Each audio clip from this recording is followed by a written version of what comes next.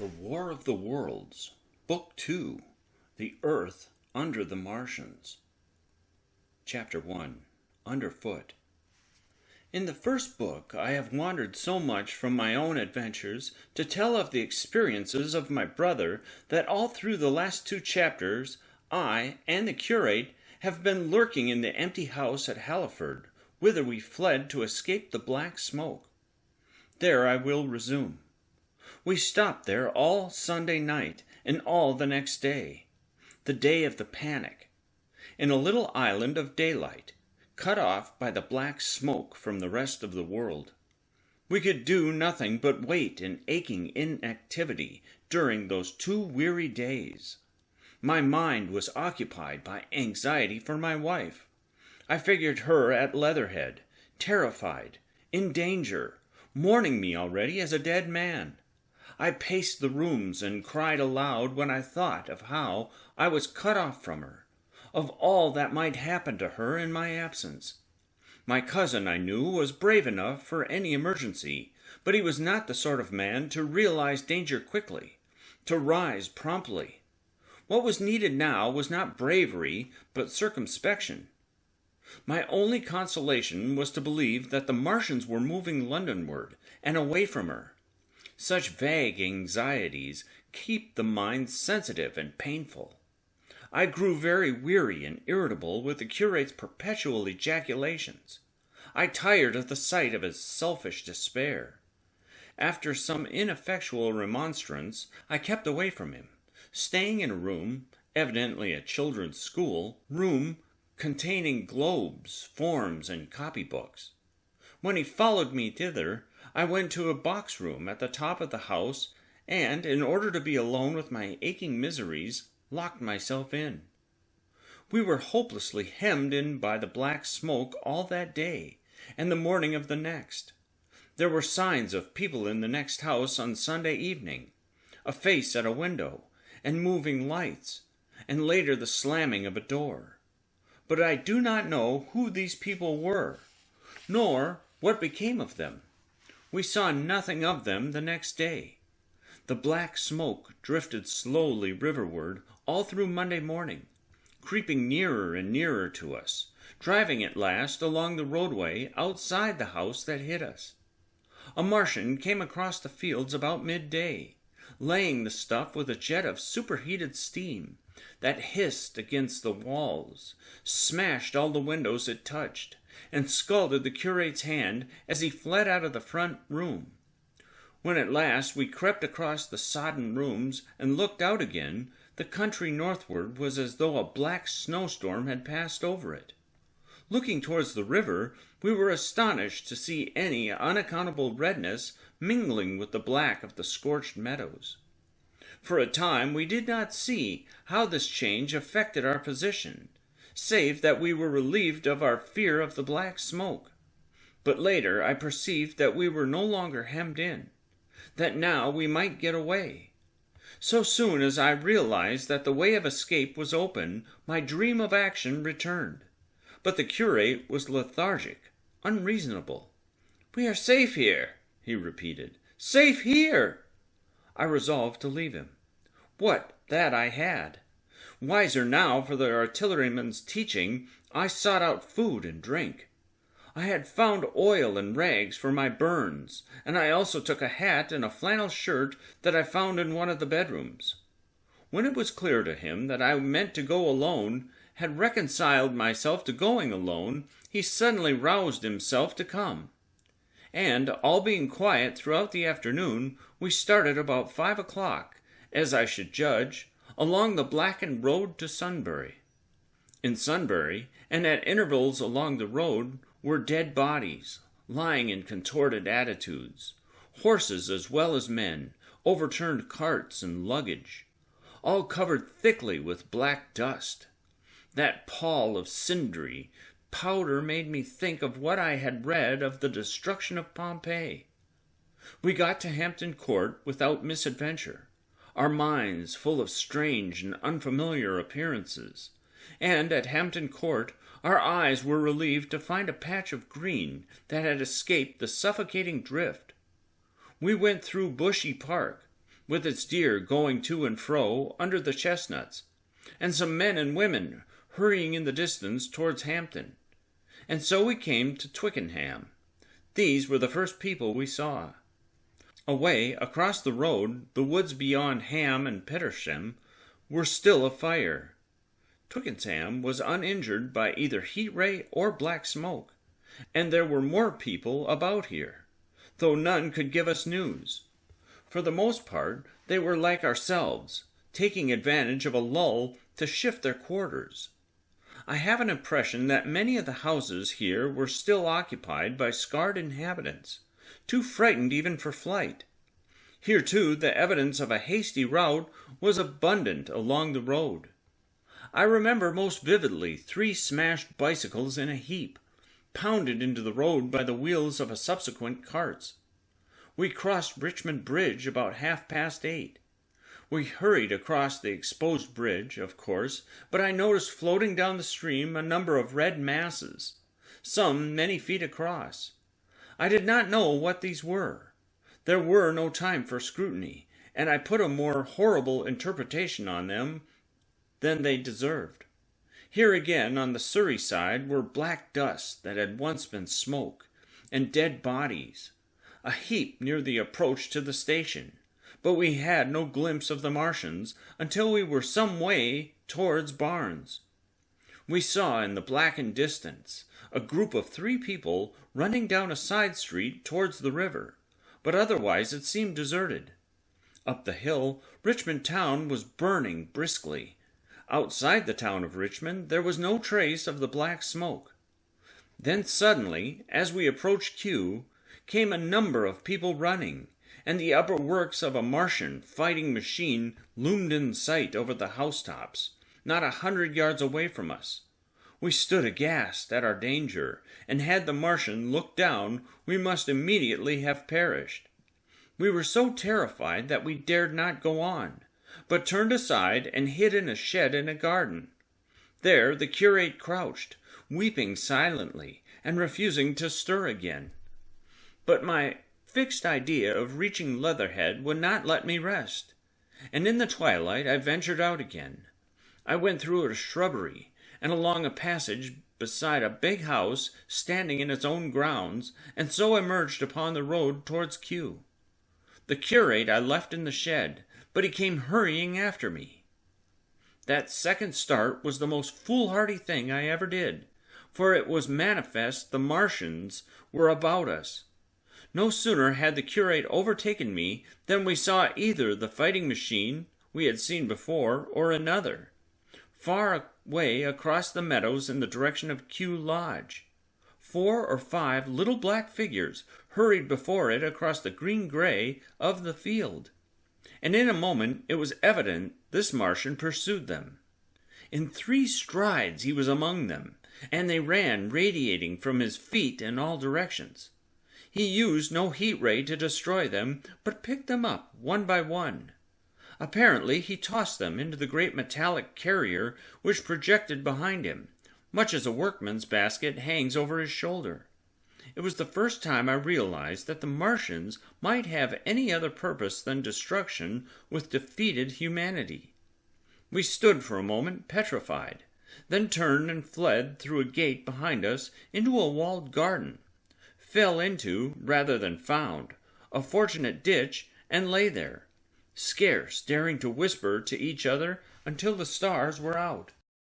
I suppose it was nearly 11 o'clock before we gathered courage to start again, no longer venturing into the road, but sneaking along hedgerows and through plantations, and watching keenly through the darkness, he on the right and I on the left, for the Martians, who seemed to be all about us. In one place we blundered upon a scorched and blackened area, now cooling and ashen, and a number of scattered dead bodies of men, burned horribly about the heads and trunks, but with their legs and boots mostly intact, and of dead horses, 50 feet, perhaps, behind a line of 4 ripped guns and smashed gun carriages. Sheen, it seemed, had escaped destruction, but the place was silent and deserted. Here we happened on no dead, though the night was too dark for us to see into the side roads of the place. In 𝙬𝙤𝙯 my companion suddenly complained of faintness and thirst, and we decided to try one of the houses. The first house we entered, after a little difficulty with the window, was a small, semi-detached villa, and I found nothing eatable left in the place but some moldy cheese. There was, however, water to drink, and I took a hatchet, which promised to be useful in our next housebreaking. We then crossed to a place where the road turns towards Mortlake. Here there stood a white house within a walled garden, and in the pantry of this domicile we found a store of food: 2 loaves of bread in a pan, an uncooked steak, and the half of a ham. I give this catalogue so precisely because, as it happened, we were destined to subsist upon this store for the next fortnight. Bottled beer stood under a shelf, and there were 2 bags of haricot beans and some limp lettuces. This pantry opened into a kind of wash-up kitchen, and in this was firewood. There was also a cupboard in which we found nearly a dozen of burgundy tinned soups and salmon, and 2 tins of biscuits. We sat in the adjacent kitchen in the dark, for we dared not strike a light, and ate bread and ham, and drank beer out of the same bottle. The curate, who was still timorous and restless, was now, oddly enough, for pushing on, and I was urging him to keep up with his strength by eating when the thing happened that was to imprison us. "It can't be midnight yet," I said, and then came a blinding glare of vivid green light. Everything in the kitchen leaped out, clearly visible in green and black, and vanished again. And then followed such a concussion as I have never heard before or since. So close on the heels of this as to seem instantaneous came a thud behind me, a clash of glass, a crash and rattle of falling masonry all about us, and the plaster of the ceiling came down upon us, smashing into a multitude of fragments upon our heads. I was knocked headlong across the floor against the oven handle and stunned. I was insensible for a long time, the curate told me, and when I came to, we were in darkness again, and he, with a face wet, as I found afterwards with blood from a cut forehead, was dabbing water over me. For some time I could not recollect what had happened. Then things came to me slowly. A bruise on my temple asserted itself. "Are you better?" asked the curate in a whisper. At last I answered him. I sat up. "Don't move," he said. "The floor is covered with smashed crockery from the dresser. You can't possibly move without making a noise, and I fancy they are outside." We both sat quite silent, so that we could scarcely hear each other breathing. Everything seemed deadly still. But once something near us, some plaster or broken brickwork, slid down with a rumbling sound. Outside and very near was an intermittent metallic rattle. "That!" said the curate, when presently it happened again. "Yes," I said, "but what is it?" "A Martian!" said the curate. I listened again. It was not like the heat ray, I said, and for a time I was inclined to think one of the great fighting machines had stumbled against the house, as I had seen one stumble against the tower of Shepperton Church. Our situation was so strange and incomprehensible that for 3 or 4 hours, until the dawn came, we scarcely moved. And then the light filtered in, not through the window, which remained black, but through a triangular aperture between a beam and a heap of broken bricks in the wall behind us. The interior of the kitchen we now saw grayly for the first time. The window had been burst in by a mass of garden mold, which flowed over the table upon which we had been sitting and lay about our feet. Outside, the soil was banked high against the house. At the top of the window frame we could see an uprooted drain pipe.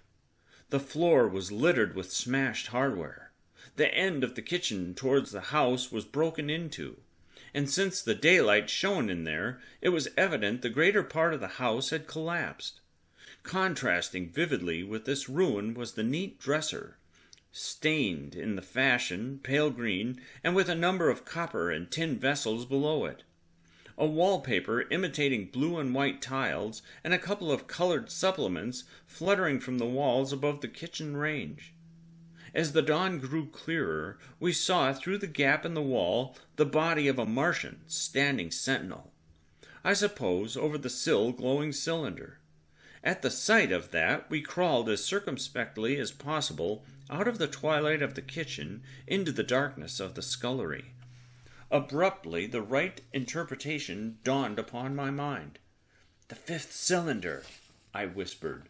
"The fifth shot from Mars has struck this house and buried us under the ruins." For a time the curate was silent, and then he whispered, "God have mercy upon us." I heard him presently whimpering to himself. Save for that sound, we lay quite still in the scullery. I, for my part, scarce dared breathe, and sat with my eyes fixed on the faint light of the kitchen door. I could just see the curate's face, a dim oval shape, and his collar and cuffs.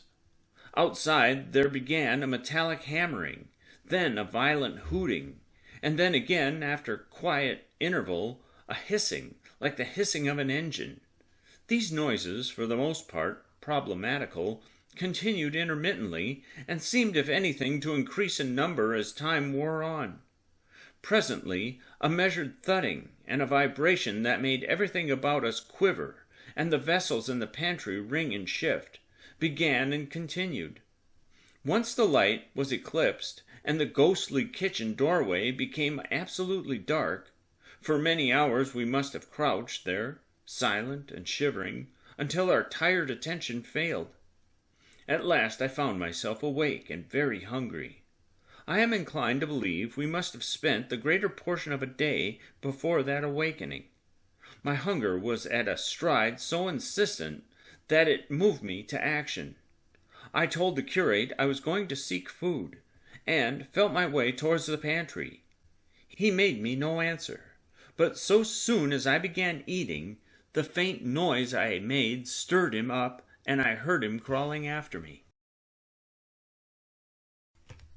Chapter 2. What We Saw from the Ruined House. After eating, we crept back to the scullery, and there I must have dozed off again, for when presently I looked around, I was alone. The thudding vibration continued with wearisome persistence. I whispered for the curate several times, and at last felt my way to the door of the kitchen. It was still daylight, and I perceived him across the room, lying against the triangular hole that looked out upon the Martians. His shoulders were hunched, so that his head was hidden from me. I could hear a number of noises, almost like those in an engine shed, and the place rocked with that beating thud. Through the aperture in the wall, I could see the top of a tree touched with gold, and the warm blue of a tranquil evening sky. For a minute or so I remained watching the curate, and then I advanced, crouching and stepping with extreme care amid the broken crockery that had littered the floor. I touched the curate's leg, and he started so violently that a mass of plaster went sliding down outside and fell with a loud impact. I gripped his arm, fearing he might cry out, and for a long time we crouched motionless. Then I turned to see how much of our rampart remained. The detachment of the plaster had left a vertical slit open in the debris, and by raising myself cautiously across a beam, I was able to see out of this gap into what had been, overnight, a quiet suburban roadway. Vast indeed was the change that we beheld. The fifth cylinder must have fallen right into the midst of the house we had first visited. The building had vanished, completely smashed, pulverized, and dispersed by the blow. The cylinder lay now far beneath the original foundations, deep in a hole, already vastly larger than the pit I'd looked into at Woking. The earth all around it had splashed under that tremendous impact. Splashed is the only word, and lay in heaped piles that hid the masses of the adjacent houses. It had behaved exactly like mud under the violent blow of a hammer. Our house had collapsed backward. The front portion, even on the ground floor, had been destroyed completely. By a chance, the kitchen and scullery had escaped, and stood buried now under soil and ruins, closed in by tons of earth on every side, save towards the cylinder. Over that aspect we hung now on the very edge of the great circular pit the Martians were engaged in making. The heavy beating sound was evidently just behind us, and ever and again a bright green vapor drove up like a veil across our peephole. The cylinder was already opened in the center of the pit, and on the farther edge of the pit, amid the smashed and gravel-heaped shrubbery, one of the great fighting machines, deserted by its occupant, stood stiff and tall against the evening sky. At first I scarcely noticed the pit and the cylinder, although it had been convenient to describe them first on account of the extraordinary glittering mechanism I saw busy in the excavation, and on account of the strange creatures that were crawling slowly and painfully across the heaped mold near it. The mechanism certainly was that held my attention first. It was one of those complicated fabrics that have since been called handling machines, and the study of which has rarely given such an enormous impetus to the terrestrial invention. As it dawned upon me, first it presented a sort of metallic spider with 5-jointed, agile legs, and with an extraordinary number of jointed levers, bars, and reaching and clutching tentacles about its body. Most of its arms were retracted, but with 3 long tentacles it was fishing out a number of rods, plates, and bars which lined the covering and apparently strengthened the walls of the cylinder. These, as it extracted them, were lifted out and deposited upon a level surface of earth behind it. Its motion was so swift, complex, and perfect that at first I did not see it as a machine, in spite of its metallic glitter. The fighting machines were coordinated and animated to an extraordinary pitch, but nothing to compare with this. People who have never seen these creatures, and have only the ill-imagined efforts of artists or the imperfect descriptions of such eye-witnesses as myself to go upon, scarcely realize that living quality. I recall particularly the illustration of one of the first pamphlets to give a consecutive account of the war. The artist had evidently made a hasty study of one of the fighting machines, and there his knowledge ended. He presented them as tilted, stiff tripods, without either flexibility or subtlety, and with an altogether misleading monotony of effect.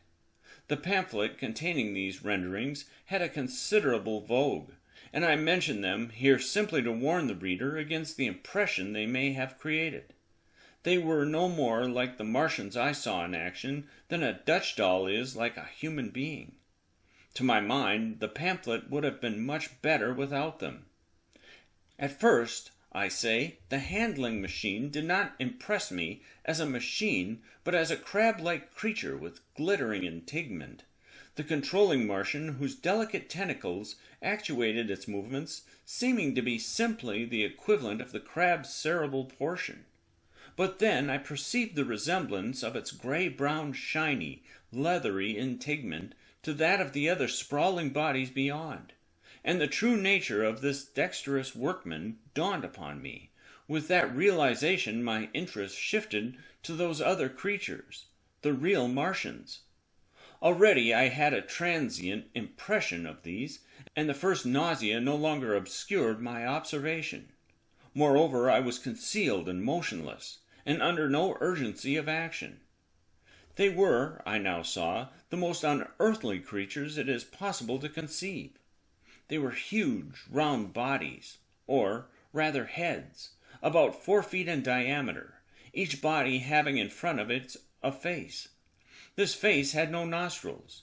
Indeed, the Martians do not seem to have had any sense of smell, but it had a pair of very large dark-colored eyes, and just beneath this a kind of fleshy beak.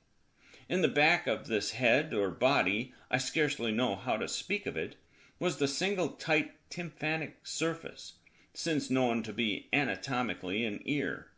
though it must have been almost useless in our denser air. In a group round the mouth were 16 slender, almost whip-like tentacles, arranged in 2 bunches of 8 each. These bunches have since been named rather aptly by that distinguished anatomist, Professor Howes, the hands.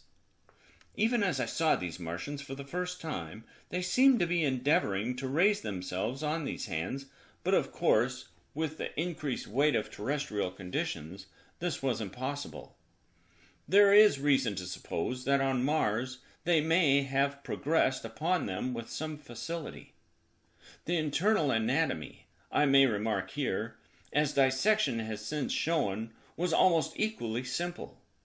The greater part of the structure was the brain, sending enormous nerves to the eyes, ear, and tactile tentacles.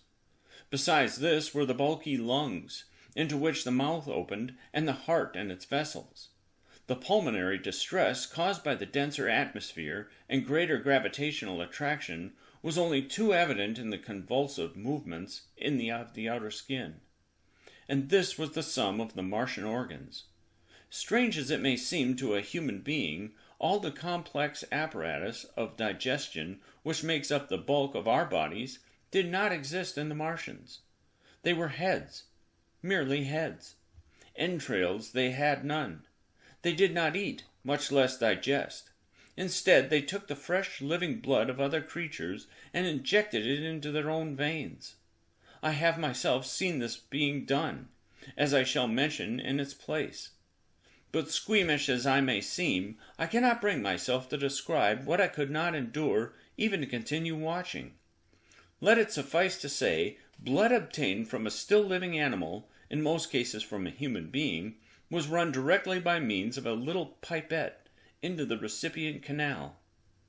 The bare idea of this is no doubt horribly repulsive to us, but at the same time I think that we should remember how repulsive our carnivorous habits would seem to an intelligent rabbit. The physiological advantages of the practice of injection are undeniable. If one thinks of the tremendous waste of human time and energy occasioned by eating and the digestive process, our bodies are half made up of glands and tubes and organs occupied in turning heterogeneous food into blood. The digestive process and their reaction upon the nervous system sap our strength and color our minds. Men go happy or miserable as they have healthy or unhealthy livers, or sound gastric glands. But the Martians were lifted above all these organic fluctuations of mood and emotion. Their undeniable preference for men as their source of nourishment is partly explained by the nature of the remains of the victims they had brought with them as provisions from Mars.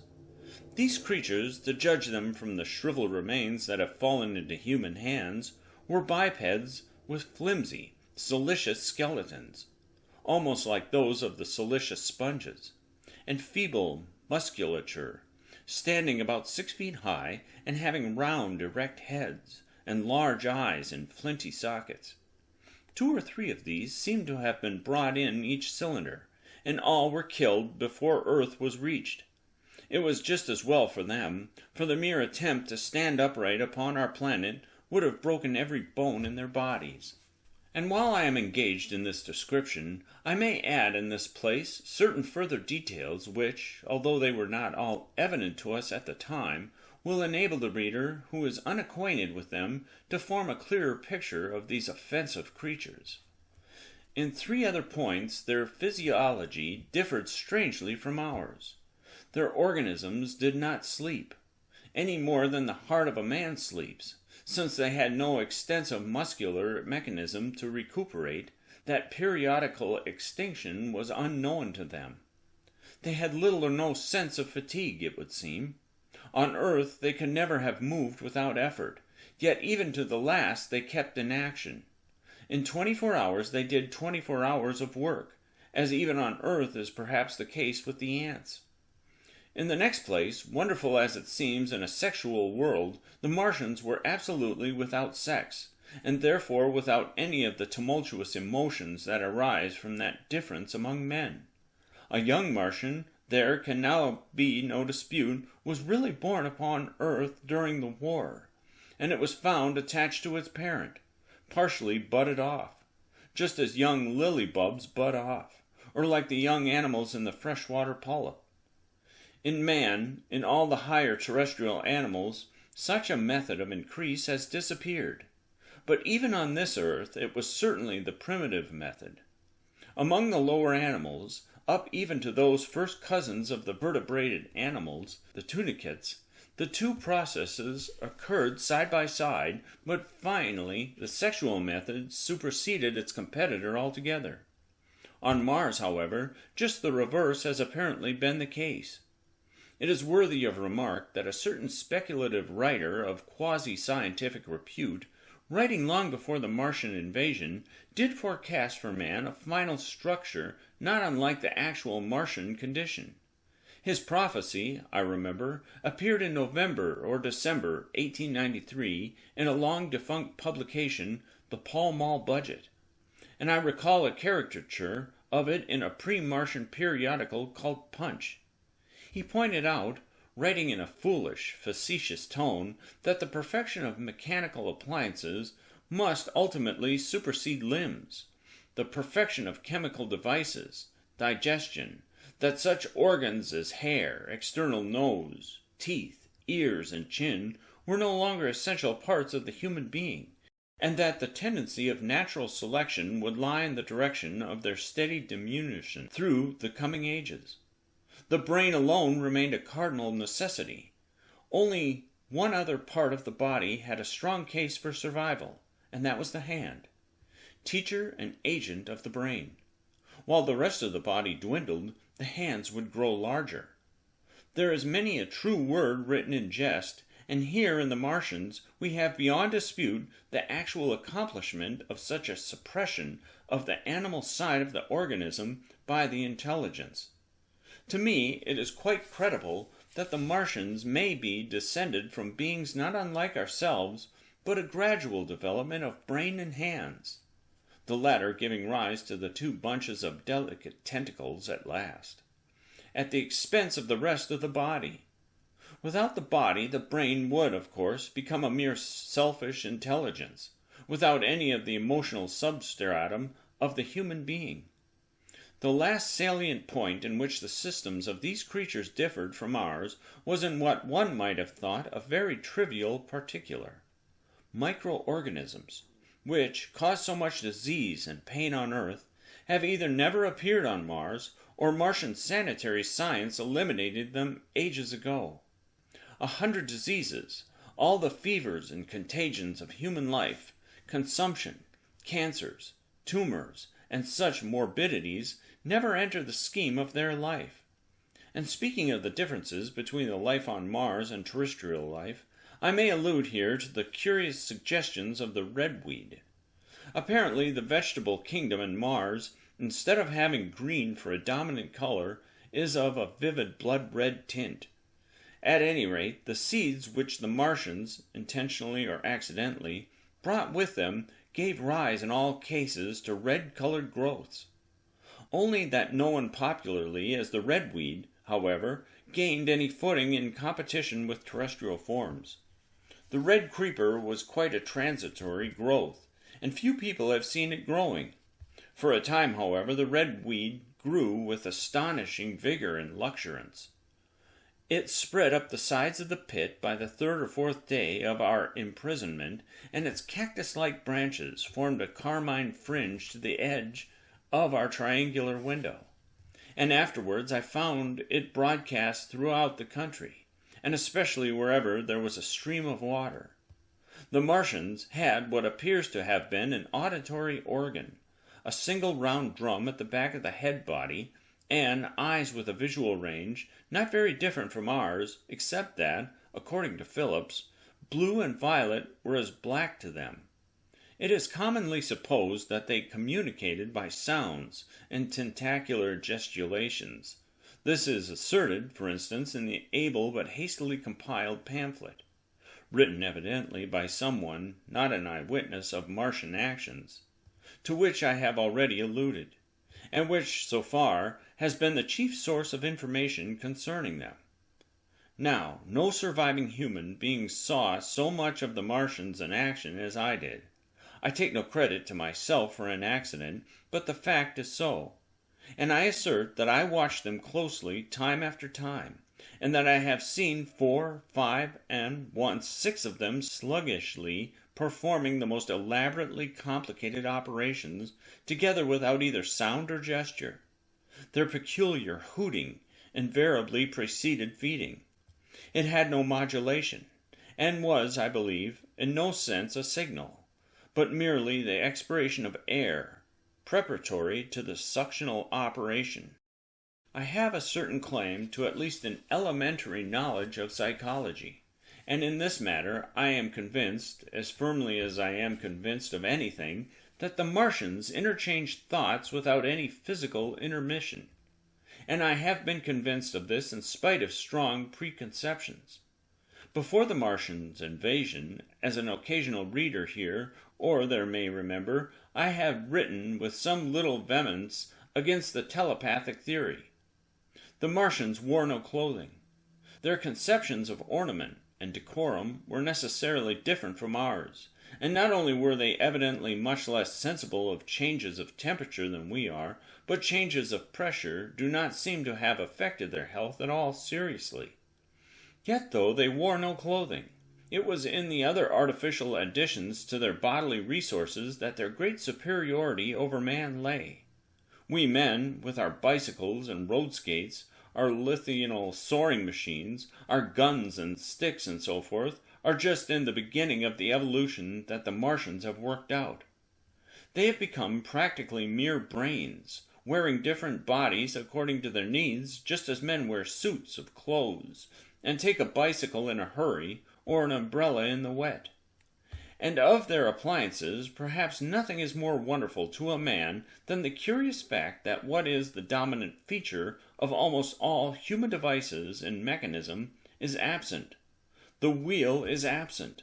Among all the things they brought to earth, there is no trace or suggestion of their use of wheels. One would have at least expected it in locomotion. And in this connection it is curious to remark that even on this earth, nature has never hit upon the wheel, or has preferred other expedients to its development. And not only did the Martians either not know of, which is incredible, or abstain from the wheel, but in their apparatus singularly little use of it made of the fixed pivot, or relatively fixed pivot with circular motions thereabout confined to one plane. Almost all of the joints of the machinery present a complicated system of sliding parts, moving over small but beautifully curved friction bearings. And while upon this matter of detail it is remarkable that the long leverages of their machines are in the most cases actuated by a sort of sham musculature of discs in an elastic sheath.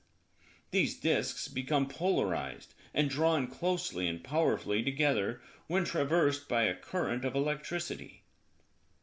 In this way the curious parallelism to animal motions, which was so striking and disturbing to the human beholder, was attained. Such quasi-muscles abounded in the crab-like handling machine which, on my first peeping out of the slit, I watched unpacking the cylinder. It seemed infinitely more alive than the actual Martians lying beyond it in the sunset light, panting, stirring ineffectual tentacles, and moving feebly after their vast journey across space. While I was still watching their sluggish motions in the sunlight, and noting each strange detail of their form, the curate reminded me of his presence by pulling violently at my arm. I turned to a scowling face, and silent, eloquent lips. He wanted the slit, which permitted only one of us to peep through, and so I had to forego watching them for a time while he enjoyed that privilege.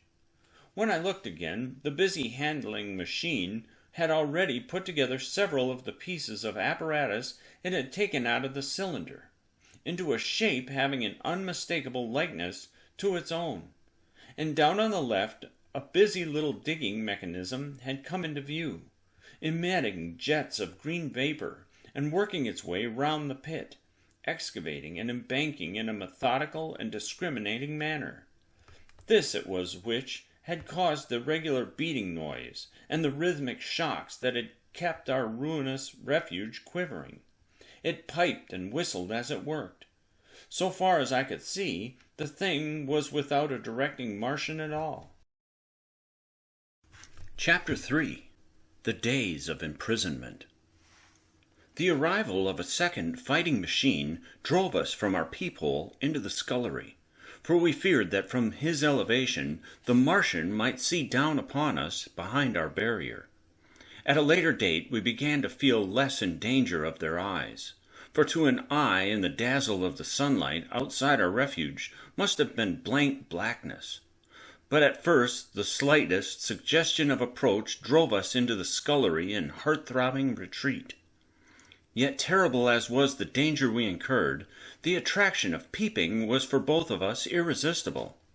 And I recall now with a sort of wonder that, in spite of the infinite danger in which we were between starvation and a still more terrible death, we could yet struggle bitterly for that horrible privilege of sight. We would race across the kitchen in a grotesque way, between eagerness and the dread of making a noise, and strike each other, and thrust and kick within a few inches of exposure. The fact is that we had absolutely incompatible dispositions and habits of thought and action, and our danger and isolation only accentuated the incompatibility. At Halliford I had already come to hate the curate's trick of helpless exclamation, his stupid rigidity of mind, his endless muttering monologue, vitiated every effort I made to think out a line of action, and drove me at times, thus pent up and intensified, almost to the verge of craziness.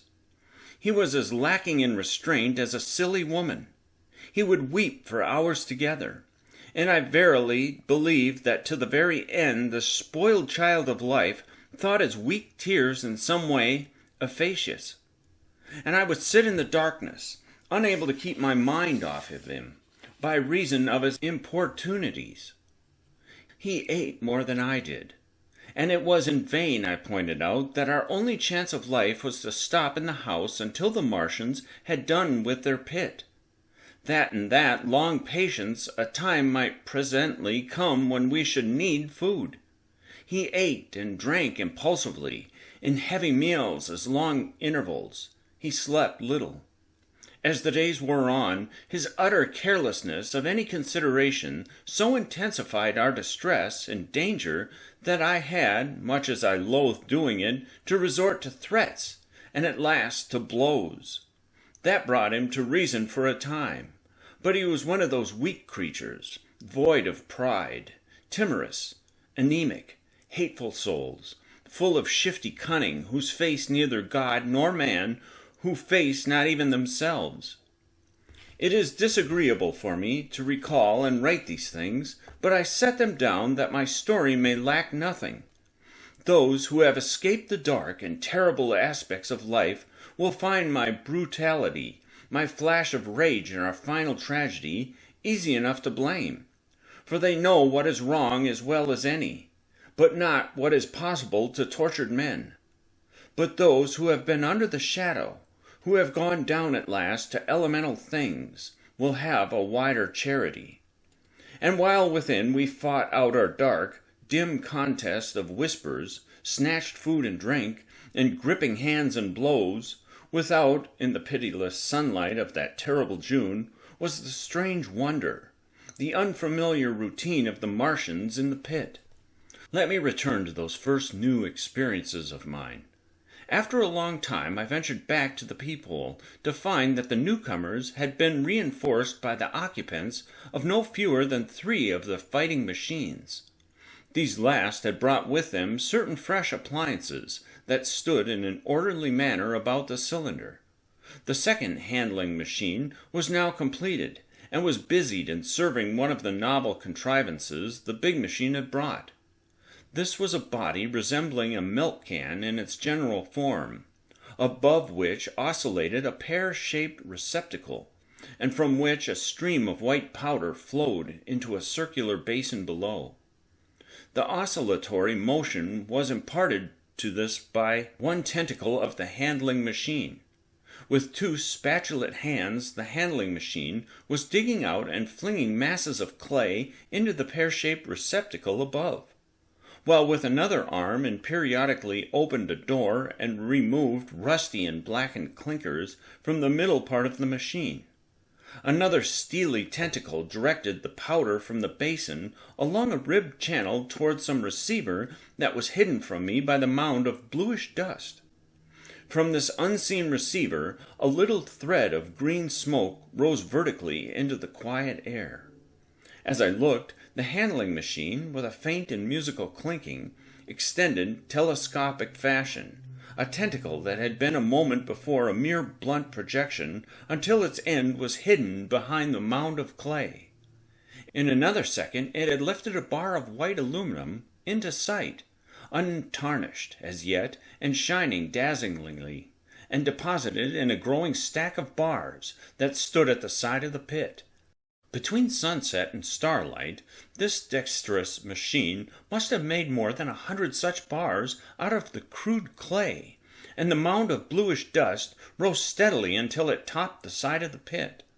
The contrast between the swift and complex movements of these contrivances and the inert, panting clumsiness of their masters was acute, and for days I had to tell myself repeatedly that these latter were indeed the living of the two things. The curate had possession of the slit when the first men were brought to the pit. I was sitting below, huddled up, listening with all my ears. He made a sudden movement backward, and I, fearful that we were observed, crouched in a spasm of terror. He came sliding down the rubbish and crept beside me in the darkness, inarticulate, gesticulating, and for a moment I shared his panic. His gesture suggested a resignation of the slit, and after a little while my curiosity gave me courage, and I rose up, stepped across him, and clambered up to it. At first I could see no reason for his frantic behavior. The twilight had now come. The stars were little and faint, but the pit was illuminated by the flickering green fire that came from the aluminum making. The whole picture was a flickering scheme of green gleams and shifty, rusty black shadows, strangely trying to the eyes. Over and through it all went the bats, heeding it not at all. The sprawling Martians were no longer to be seen. The mound of blue-green powder had risen to cover them from sight, and a fighting machine, with its legs contracted, crumpled, and abbreviated, stood across the corner of the pit. And then, amid the clangor of the machinery, came a drifting suspicion of human voices, that I entertained at first only to dismiss. I crouched, watching this fighting machine closely, satisfying myself now, for the first time, that the hood did indeed contain a Martian. As the green flames lifted, I could see the oily gleam of his integument and the brightness of his eyes. And suddenly I heard a yell, and saw a long tentacle reaching over the shoulder of the machine to the little cage that hunched upon its back. Then something struggling violently, was lifted high against the sky, a black, vague enigma against the starlight. And as this black object came down again, I saw by the green brightness that it was a man. For an instant he was clearly visible. He was a stout, ruddy, middle-aged man, well-dressed. 3 days before he must have been walking the world, a man of considerable consequence. I could see his staring eyes and gleams of light on his studs and watch chain. He vanished behind the mound, and for a moment there was a silence, and then began a shrieking and a sustained and cheerful hooting from the Martians. I slid down the rubbish, struggled to my feet, clapped my hands over my ears, and bolted into the scullery. The curate, who had been crouching silently with his arms over his head, looked up as I passed, cried out quite loudly at my desertion of him, and came running after me. That night, as we lurked in the scullery, balanced between our horror and the terrible fascination this peeping had, although I felt an urgent need of action, I tried in vain to conceive some plan of escape. But afterwards, during the second day, I was able to consider our position with great clearness. The curate, I found, was quite incapable of discussion. This new and culminating atrocity had robbed him of all vestiges of reason or forethought. Practically, he had already sunk to the level of an animal. But, as the saying goes, I gripped myself with both hands. It grew upon my mind, once I could face the facts, that, terrible as our position was, there was as yet no justification for absolute despair.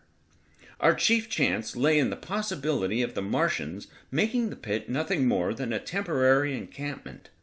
Or, even if they kept it permanently, they might not consider it necessary to guard it, and a chance of escape might be afforded us.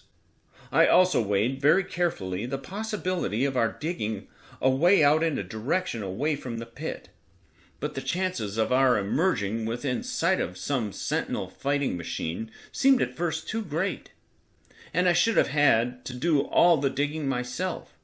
The curate would certainly have failed me. It was on the third day, if my memory serves me right, that I saw the lad killed. It was the only occasion on which I actually saw the Martians feed. After that experience, I avoided the hole in the wall for the better part of a day. I went into the scullery, removed the door, and spent some hours digging with my hatchet as silently as possible.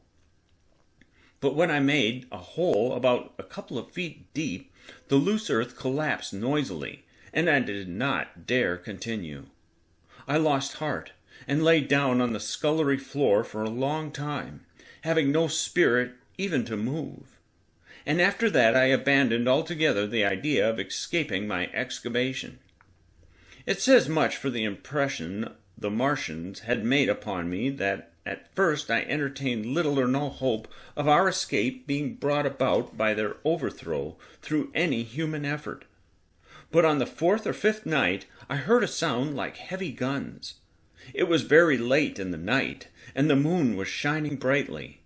The Martians had taken away the excavating machine, and, save for a fighting machine that stood in the remote bank of the pit, and a handling machine that was buried out of my sight, in a corner of the pit, immediately beneath my peephole, the place was deserted by them. Except for the pale glow from the handling machine and the bars and patches of white moonlight, the pit was in darkness, and except for the clinking of the handling machine, quite still. That night was a beautiful serenity, save for one planet. The moon seemed to have the sky to herself. I heard a dog howling, and that familiar sound it was that made me listen. Then I heard quite distinctly a booming exactly like the sound of great guns. 6 distinct reports I counted, and after a long interval, 6 again, and that was all. Chapter 4. The Death of the Curate. It was on the 6th day of our imprisonment that I peeped for the last time, and presently found myself alone. Instead of keeping close to me and trying to oust me from the slit, the curate had gone back into the scullery. I was struck by a sudden thought. I went back quickly and quietly into the scullery. In the darkness I heard the curate drinking. I snatched in the darkness, and my fingers caught a bottle of Burgundy. For a few minutes there was a tussle. The bottle struck the floor and broke, and I desisted and rose. We stood panting and threatening each other. In the end I planted myself between him and the food, and told him of my determination to begin a discipline. I divided the food in the pantry into rations, to last us 10 days. I would not let him eat any more that day. In the afternoon he made a feeble effort to get at the food. I had been dozing, but in an instant I was awake. All day and all night we sat face to face, I weary but resolute, and he weeping and complaining of his immediate hunger. It was, I know, a night and a day, but to me it seems now, an interminable length of time. And so our widened incompatibility ended at last in open conflict. For 2 vast days we struggled in undertones and wrestling contests. There were times when I beat and kicked him madly. times when I cajoled and persuaded him, and once I tried to bribe him with the last bottle of Burgundy, for there was a rainwater pump from which I could get water. But neither force nor kindness availed. He was indeed beyond reason. He would neither desist from his attacks on the food nor from his noisy babbling to himself. The rudimentary precautions to keep our imprisonment endurable he would not observe. Slowly I began to realize the complete overthrow of his intelligence, to perceive that my sole companion in this close and sickly darkness was a man insane. From certain vague memories, I am inclined to think my own mind wandered at times. I had strange and hideous dreams whenever I slept. It sounds paradoxal, but I am inclined to think that the weakness and insanity of the curate warned me, braced me, and kept me a sane man. On the 8th day he began to talk aloud instead of whispering, and nothing I could do would moderate his speech. "It is just, oh God!" he would say over and over again. "It is just, on me and mine be the punishment laid. We have sinned, we have fallen short. There was poverty, sorrow, the poor were trodden in the dust, and I held my peace. I preached acceptable folly. My God, what folly! When I should have stood up, though I died for it, and called upon them to repent. Repent! Oppressors of the poor and needy, the winepress of God." Then he would suddenly revert to the matter of the food I withheld from him, praying, begging, weeping, at last threatening. He began to raise his voice. I prayed him not to. He perceived a hold on me. He threatened he would shout and bring the Martians upon us.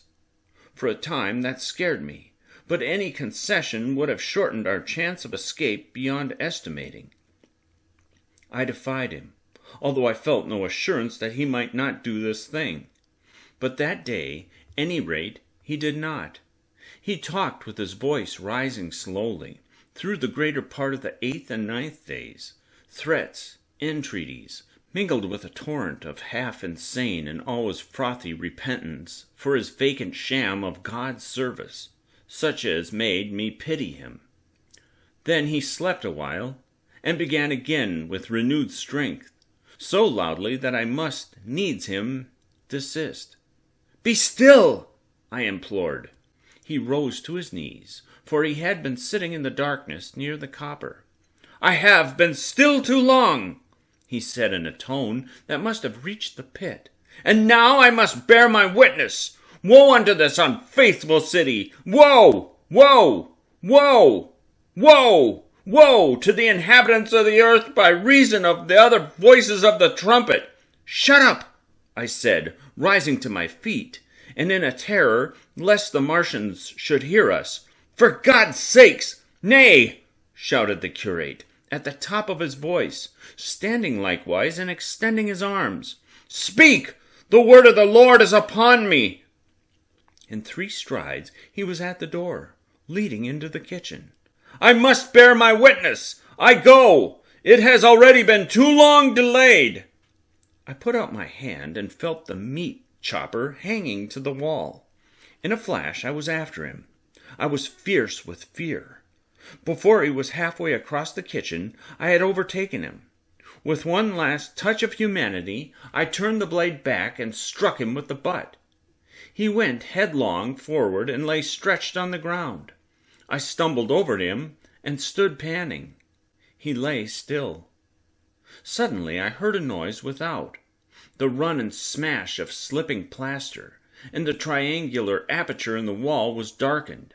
I looked up and saw the lower surface of a handling machine coming slowly across the hole. One of its gripping limbs curled amid the debris. Another limb appeared, feeling its way over the fallen beams. I stood petrified, staring. Then I saw, through a sort of glass plate near the edge of the body, the face, as we may call it, and the large dark eyes of a Martian, peering, and then a long metallic snake of tentacle came feeling slowly through the hole. I turned by an effort, stumbled over the curate, and stopped at the scullery door. The tentacle was now some way, 2 yards or more, in the room, and twisting and turning with queer sudden movements, this way and that. For a while I stood fascinated by that slow, fitful advance. Then with a faint, hoarse cry, I forced myself across the scullery. I trembled violently. I could scarcely stand upright.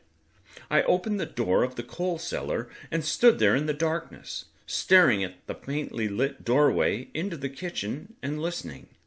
Had the Martian seen me? What was it doing now?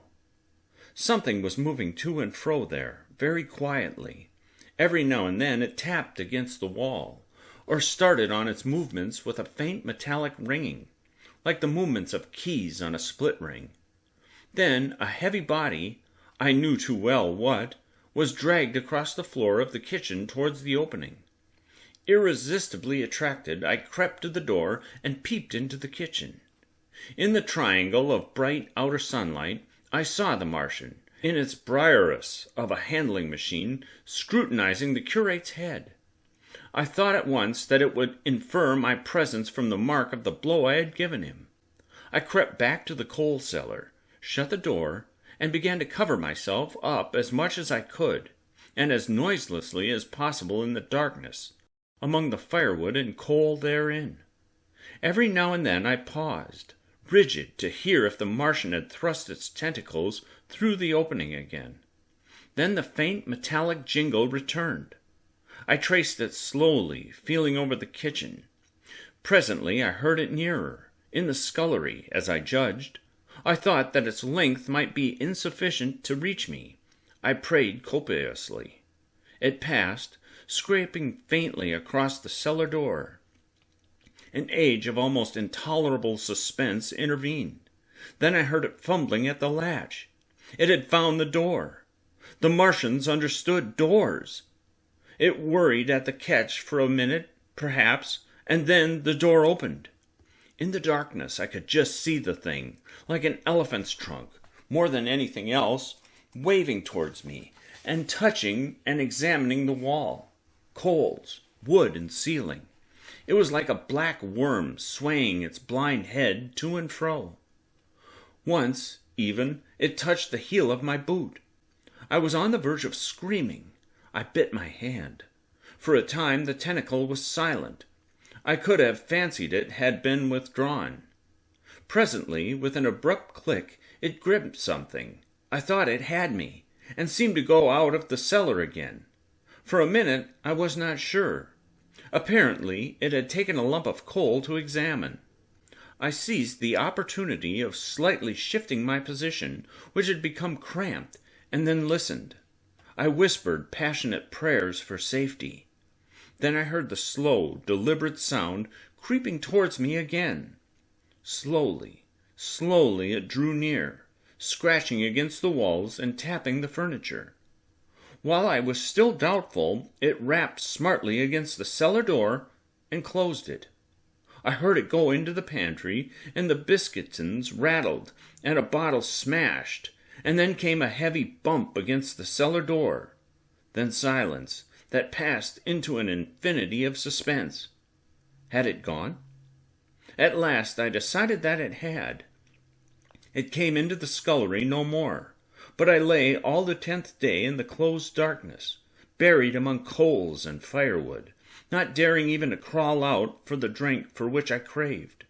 It was the 11th day before I ventured so far from my security. Chapter 5. The Stillness. My first act before I went into the pantry was to fasten the door between the kitchen and the scullery. But the pantry was empty. Every scrap of food had gone. Apparently the Martian had taken it all on the previous day. At that discovery I despaired for the first time. I took no food or no drink either, on the 11th or the 12th day. At first my mouth and throat were parched, and my strength ebbed sensibly. I sat about in the darkness of the scullery in a state of despondent wretchedness. My mind ran on eating.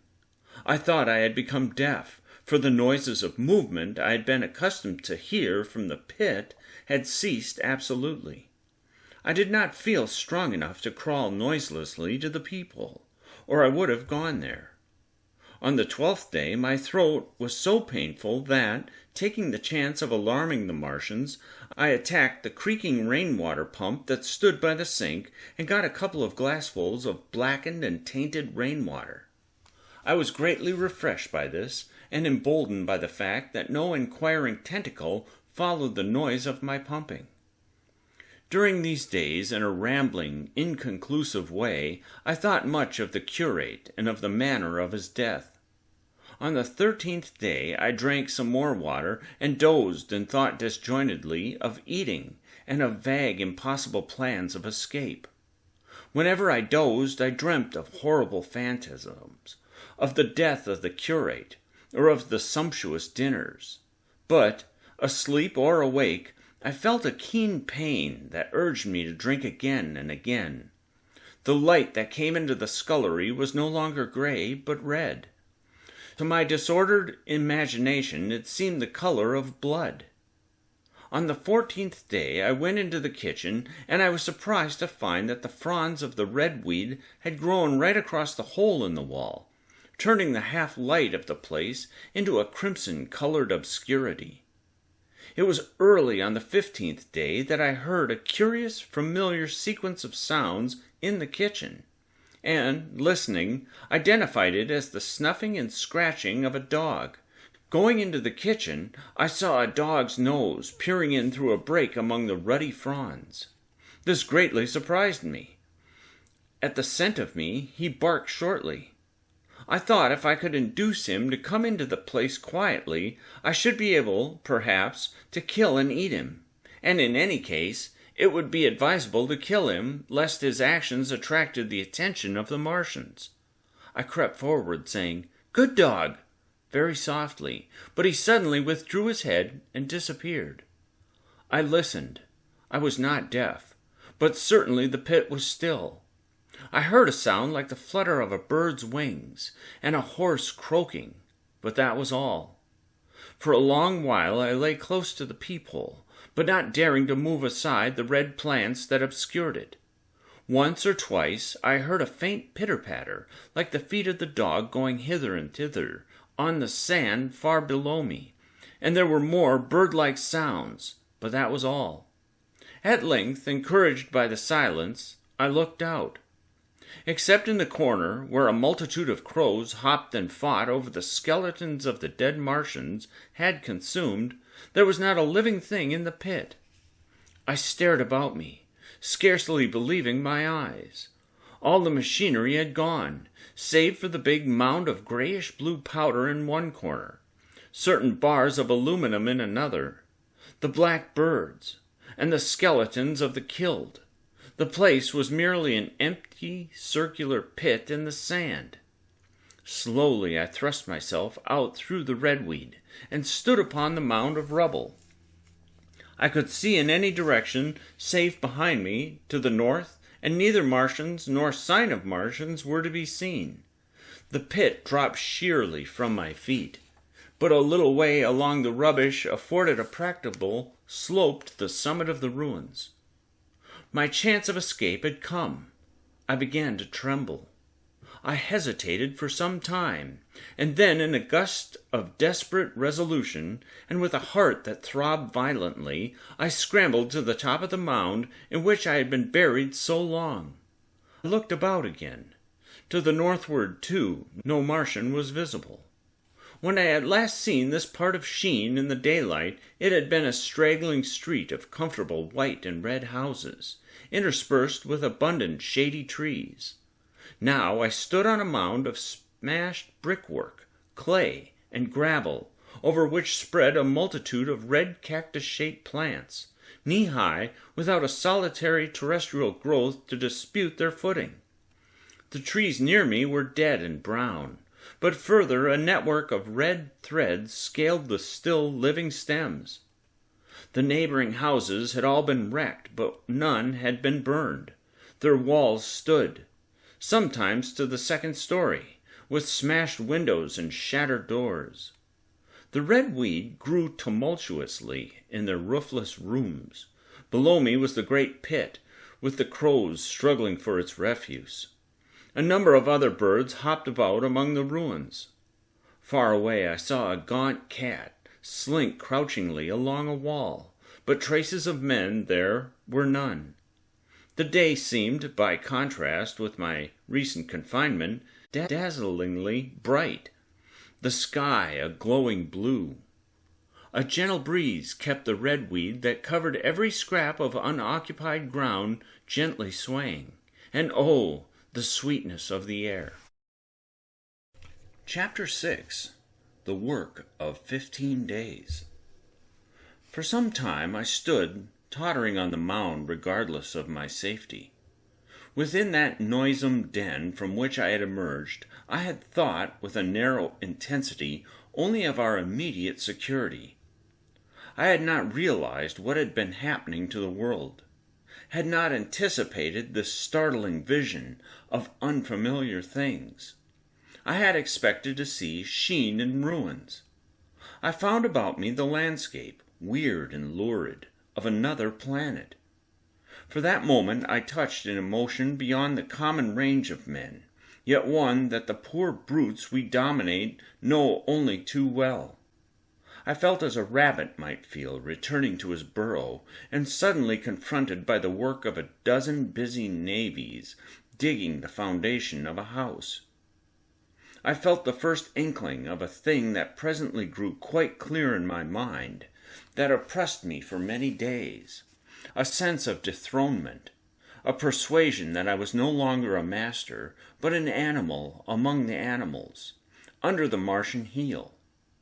With us it would be, as with them, to lurk and watch, to run and hide. The fear and empire of man had passed away. But so soon as this strangeness had been realized, it passed, and my dominant motive became the hunger of my long and dismal fast. In the direction away from the pit I saw, beyond a red-covered wall, a patch of garden ground unburied. This gave me a hint, and I knew knee-deep, and sometimes neck-deep, in the red weed. The density of the weed gave me a reassuring sense of hiding. The wall was some 6 feet high, and when I attempted to clamber it, I found I could not lift my feet to the crest. So I went along by the side of it, and came to a corner and a rockwork that enabled me to get to the top, and tumble into the garden I coveted. Here I found some young onions, a couple of gladius bulbs, and a quantity of immature carrots, all of which I secured, and, scrambling over a ruined wall, went on my way through scarlet and crimson trees, towards 𝑾. It was like walking through an avenue of gigantic blood drops, possessed with two ideas, to get more food, and to limp as soon and as far as my strength permitted out of this accursed unearthly region of the pit. Some way farther, in a grassy place, was a group of mushrooms, which I also devoured, and then I came upon a brown sheet of flowing shallow water, where meadows used to be. These fragments of nourishment served only to whet my hunger. At first I was surprised at this flood in a hot, dry summer, but afterwards I discovered that it was caused by the tropical exuberance of the redweed. Directly this extraordinary growth encountered water, it straightway became gigantic and of unparalleled vicinity. Its seeds were simply poured down into the water of the Wey and Thames, and its swiftly growing and titanic water fronds speedily choked both those rivers. At Putney, as I afterwards saw, the bridge was almost lost in a tangle of this weed, and at Richmond, too, the Thames water poured in a broad and shallow stream across the meadows of Hampton and Twickenham. As the water spread, the weed followed them, until the ruined villas of the Thames valley were for a time lost in this red swamp, whose margin I explored, and much of the desolation the Martians had caused was concealed. In the end, the red weed succumbed almost as quickly as it had spread. A cankering disease, due, it is believed, to the action of certain bacteria, presently seized upon it. Now, by the action of natural selection, all terrestrial plants have acquired a resisting power against bacterial diseases. They never succumb without a severe struggle, but the redweed rotted like a thing already dead. The fronds became bleached, and then shriveled and brittle. They broke off at the least touch, and the waters that had stimulated their early growth carried their last vestiges out to sea. My first act on coming to this water was, of course, to slake my thirst. I drank a great deal of it, and, moved by an impulse, gnawed some fronds of redweed. But they were watery, and had a sickly metallic taste. I found the water was sufficiently shallow for me to wade securely, although the redweed impeded my feet a little. But the flood evidently got deeper towards the river, and I turned back to Mortlake. I managed to make out the road by means of occasional ruins of its villas and fences and lamps, and so presently I got out of this spate and made my way to the hill going up towards Rockhampton, and came out on Putney Common. Here the scenery changed from the strange and unfamiliar to the wreckage of the familiar. Patches of ground exhibited the devastation of a cyclone, and in a few score yards I would come upon perfectly undisturbed spaces, houses with their blinds trimly drawn and doors closed, as if they had been left for a day by the owners, or as if their inhabitants slept within. The redweed was less abundant. The tall trees along the lane were free from the red creeper.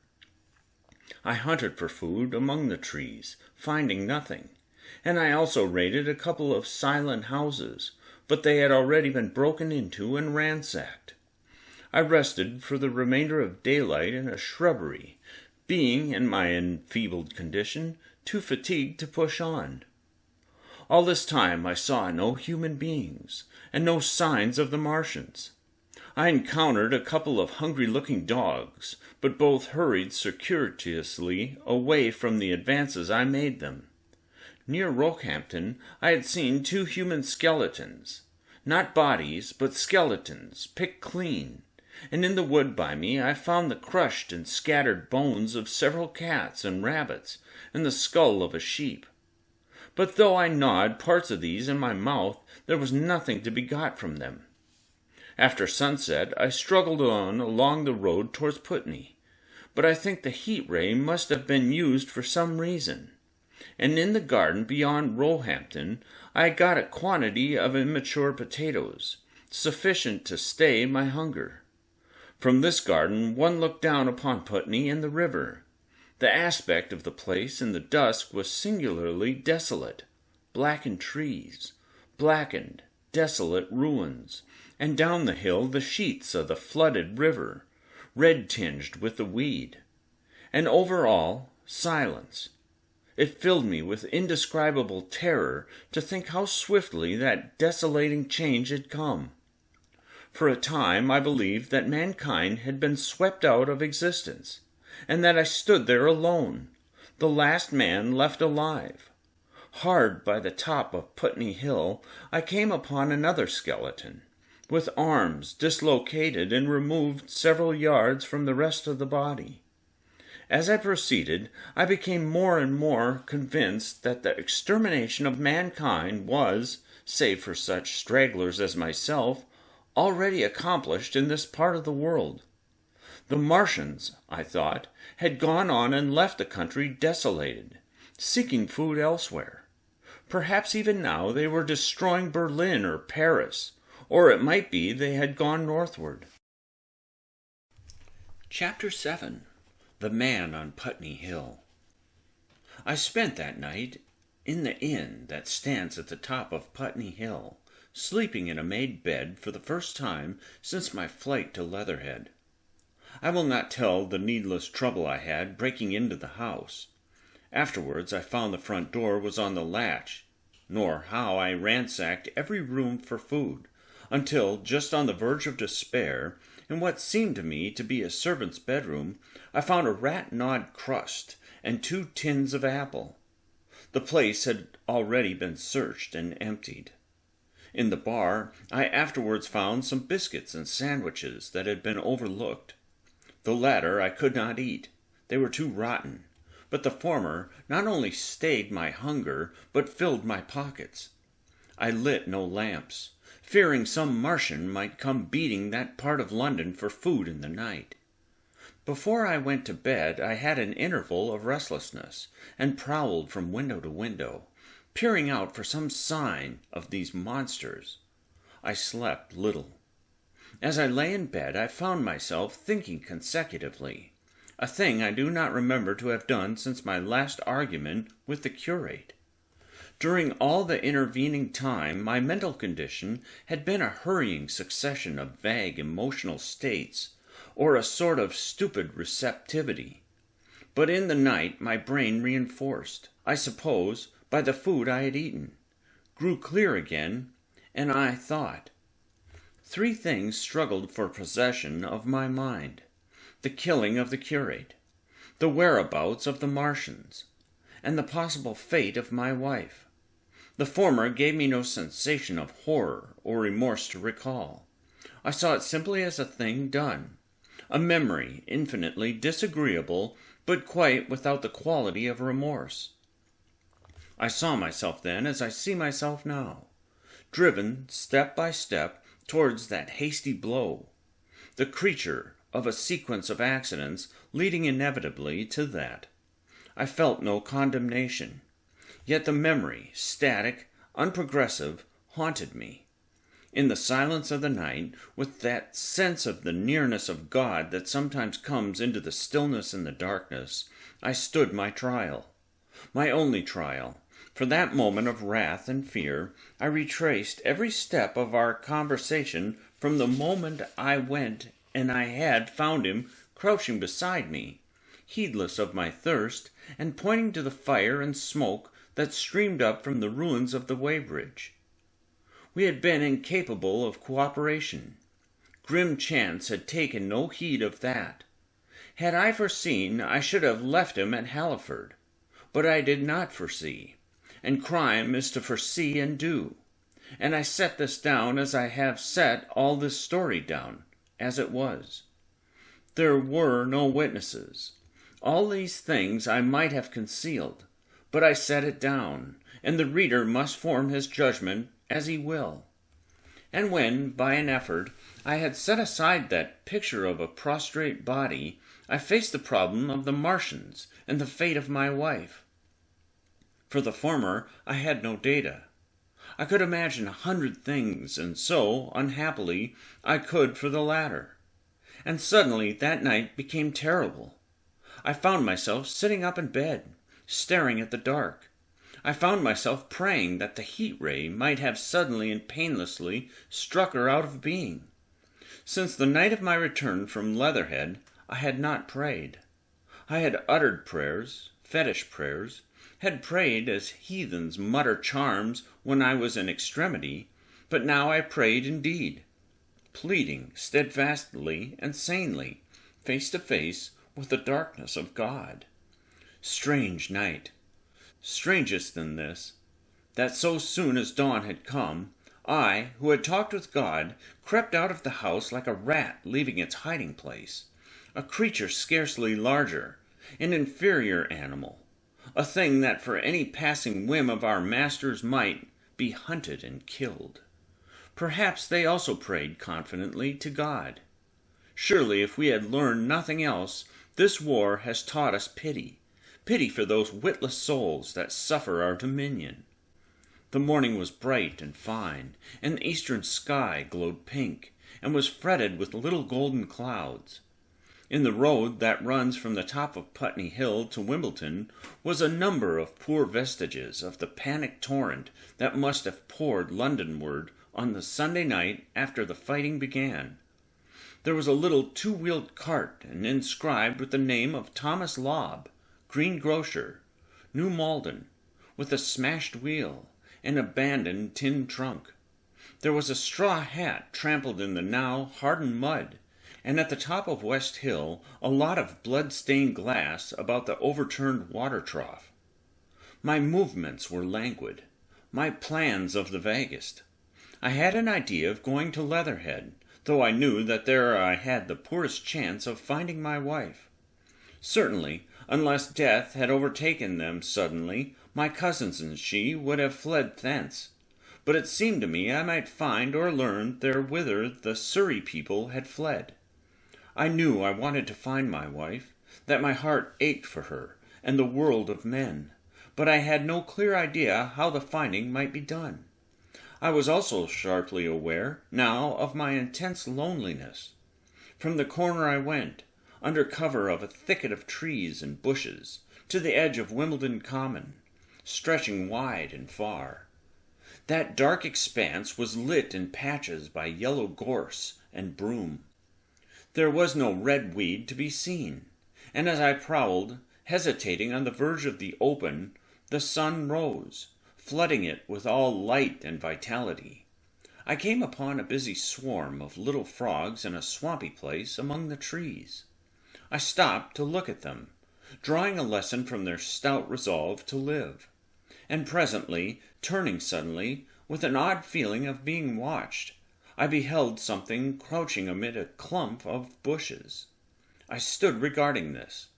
I made a step towards it, and it rose up and became a man, armed with a cutlass.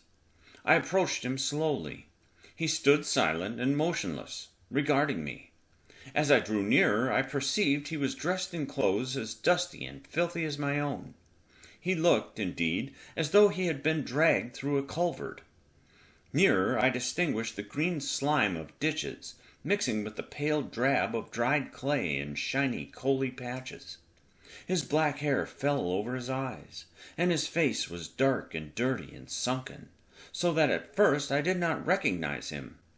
There was a red cut across the lower part of his face. "Stop!" he cried, when I was within 10 yards of him, and I stopped. His voice was hoarse. "Where do you come from?" he said. I thought, surveying him. "I come from Mortlake," I said.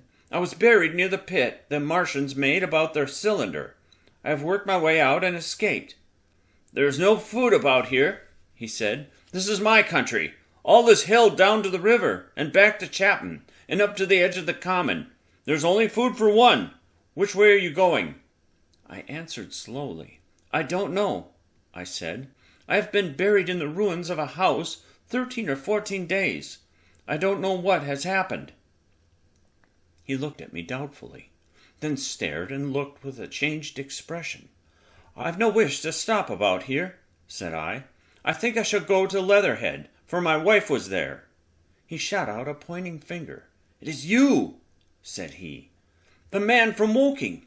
And you weren't killed at Weybridge?" I recognized him at the same moment. "You are the artilleryman who came into my garden."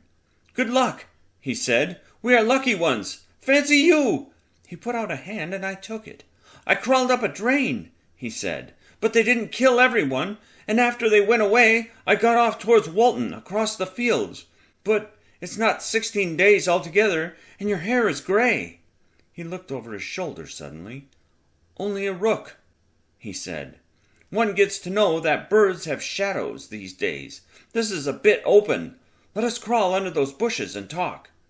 "Have you seen any Martians?" I said. "Since I crawled out." "They've gone away across London," he said. "I guess they've got a bigger camp there. Of a night all over there. Hamptonstead way. The sky is alive with their lights. It's like a great city, and in the glare you can just see them, moving. By the daylight you can't. But nearer, I haven't seen them." He counted on his fingers. 5 days. Then I saw a couple across Hammersmith way, carrying something big, and the night before last—" He stopped and spoke impressively. "It was just a matter of lights, but it was something up in the air. I believe they've built a flying machine and are learning to fly." I stopped on hands and knees, for we had come to the bushes. "Fly?" "Yes," he said. "Fly." I went on into a little bower and sat down. "It is all over with humanity," I said. "If they can do that, they will simply go around the world." He nodded. "They will. But it will relieve things over here a bit. And besides," he looked at me, "aren't you satisfied it is up with humanity? I am. We're down. We're beat." I stared. Strange as it may seem, I had not arrived at this fact. A fact perfectly obvious so soon as he spoke. I had still held a vague hope. Rather, I had kept a lifelong habit of mind. He repeated his words. "We're beat." They carried absolute conviction. "It's all over," he said. "They've lost one. Just one. And they've made their footing good and crippled the greatest power in the world. They've walked over us. The death of that one at Wreckage was an accident. And these are only pioneers. They kept on coming. These green stars. I've seen none these 5 or 6 days, but I've no doubt they're falling somewhere every night. Nothing to be done. We're under. We're beat." I made him no answer. I sat staring before me, trying in vain to devise some countervailing thought. "This isn't a war," said the artilleryman. "It never was a war, any more than there's war between men and ants."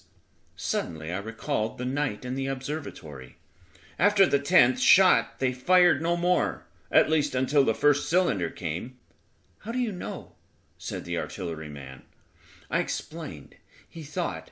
"Something wrong with the gun," he said. "But what if there is? They'll get it right again, and even if there's a delay, how can it alter the end? It's just men and ants. There's the ants builds their cities, live their lives, have wars, revolutions, until the men want them out of the way, and then they go out of the way. That's what we are now. Just ants. Only, yes," I said, "we're eatable ants." We sat looking at each other. "And what will they do with us?" I said. "That's what I've been thinking," he said. "That's what I've been thinking. After Wreckage, I went south, thinking I saw what was up. Most of the people were hard at it, squealing and exciting themselves. But I'm not so fond of squealing. I've been in sight of death once or twice. I'm not an ornamental soldier. And at the best and worst, death is just death. And it's the man that keeps on thinking comes through. I saw everyone tracking away south. Says I, food won't last this way, and I turned right back. I went for the Martians like a sparrow goes for man. All around," he waved a hand to the horizon, "they're starving in heaps, bolting, treading on each other." He saw my face and halted awkwardly. "No doubt lots who had money had gone away to France," he said. He seemed to hesitate whether to apologize, met my eyes and went on. "There's food all about here, canned things in shops, wines, spirits, mineral waters, and the water mains and drains are empty. Well, I was telling you what I was thinking. Here's intelligent things," I said, "and it seems they want us for food. First, they'll smash us up. Ships, machines, guns, cities, all the order and organization. All that will go. If we were the size of ants, we might pull through, but we're not. It's all too bulky to stop." "That's the first certainty, huh?" I assented. "It is. I've thought it out. Very well. The next. At present, we're caught as we're wanted. A Martian has only to go a few miles to get a crowd on the run. And I saw one day, out by Wadsworth, pickling houses to pieces and routing among the wreckage. But they won't keep an eye on doing that. So soon as they've settled all our guns and ships and smashed our railways and done all the things they are doing over there, they will begin catching us systematic, pickling the best and storing us in cages and things. That's what they will start doing in a bit. Lord, they haven't begun on us yet. Don't you see that?" "Not begun?" I exclaimed. "Not begun. All that's happened so far is through our not having the sense to keep quiet, worrying them with guns and such foolery, and losing our heads and rushing off in crowds to where there wasn't any more safety than where we were. They don't want to bother us yet. They're making their things, making all the things they couldn't bring with them, getting things ready for the rest of their people. Very likely that's why the cylinders have stopped for a bit, for fear of hitting those who are here. And instead of our rushing about blind on the howl or getting dynamite on the chance of busting them up, we've got to fix ourselves up according to the new state of affairs. That's how I figure it out. It isn't quite according to what a man wants for his species, but it's about what the facts point to. And that's the principle I acted upon. Cities, nations, civilization, progress, it's all over. The game's up. We're beat. But if that is so, what is there to live for? The artilleryman looked at me for a moment. There won't be any more blessed concerts for 1,000,000 years or so. There won't be any Royal Academy of Arts and no nice little feeds at restaurants. If it's amusement you're after, I reckon the game is up. If you've got any drawing-room manners or a dislike to eating peas with a knife or dropping H's, you'd better chuck 'em away. They ain't no further use. You mean? I mean that men like me are going on living, for the sake of the breed, I tell you.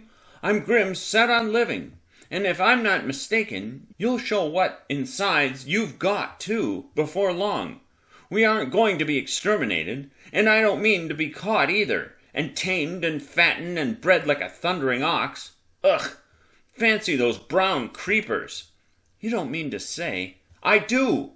I'm going on, under their feet. I've got it planned. I've thought it out.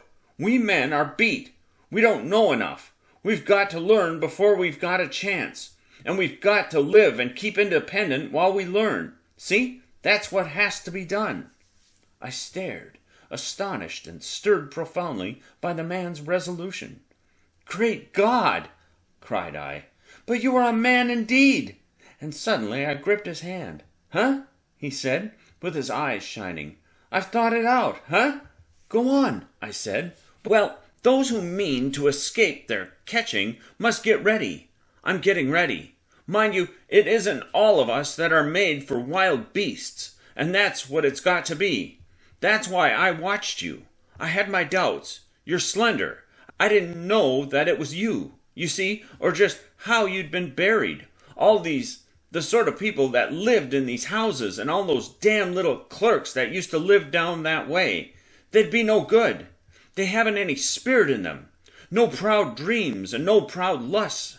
And a man who hasn't one or the other, Lord, what is he but funk and precautions?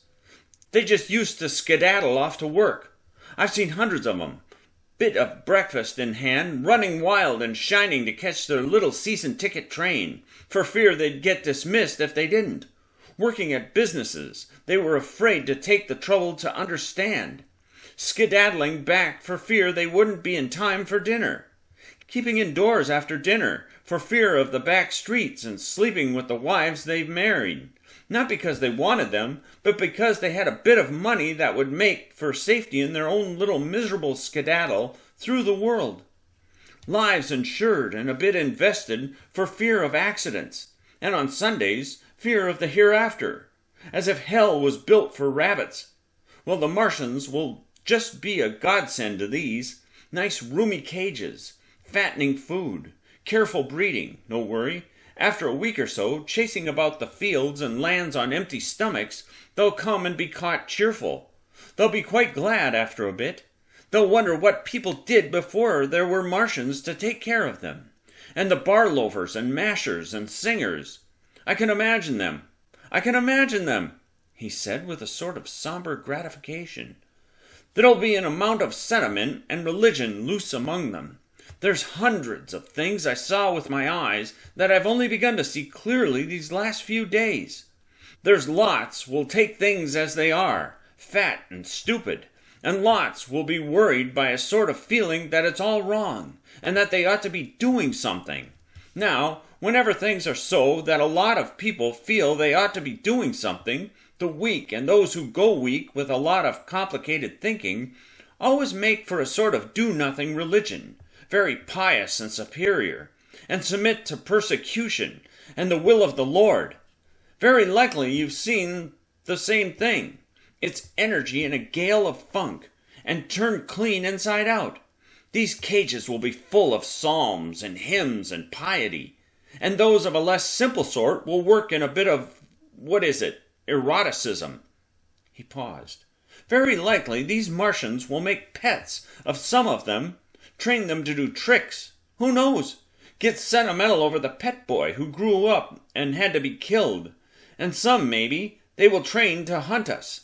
"No," I cried. "That's impossible. No human being—" "What's the good on going on with such lies?" said the artilleryman. "There's men who would do it cheerful. What nonsense to pretend there isn't!" And I succumbed to his conviction. "If they come after me," he said, "Lord, if they come after me!" and subsided to a grim meditation. I sat, contemplating these things. I could find nothing to bring against this man's reasoning. In the days before the invasion, no one would have questioned my intellectual superiority to his. I, a professed and recognized writer on philosophical themes, and he, a common soldier, and yet he had already formulated a situation that I had scarcely realized. "What are you doing?" I said presently. "What plans have you made?" He hesitated. "Well, it's like this," he said. "What have we to do?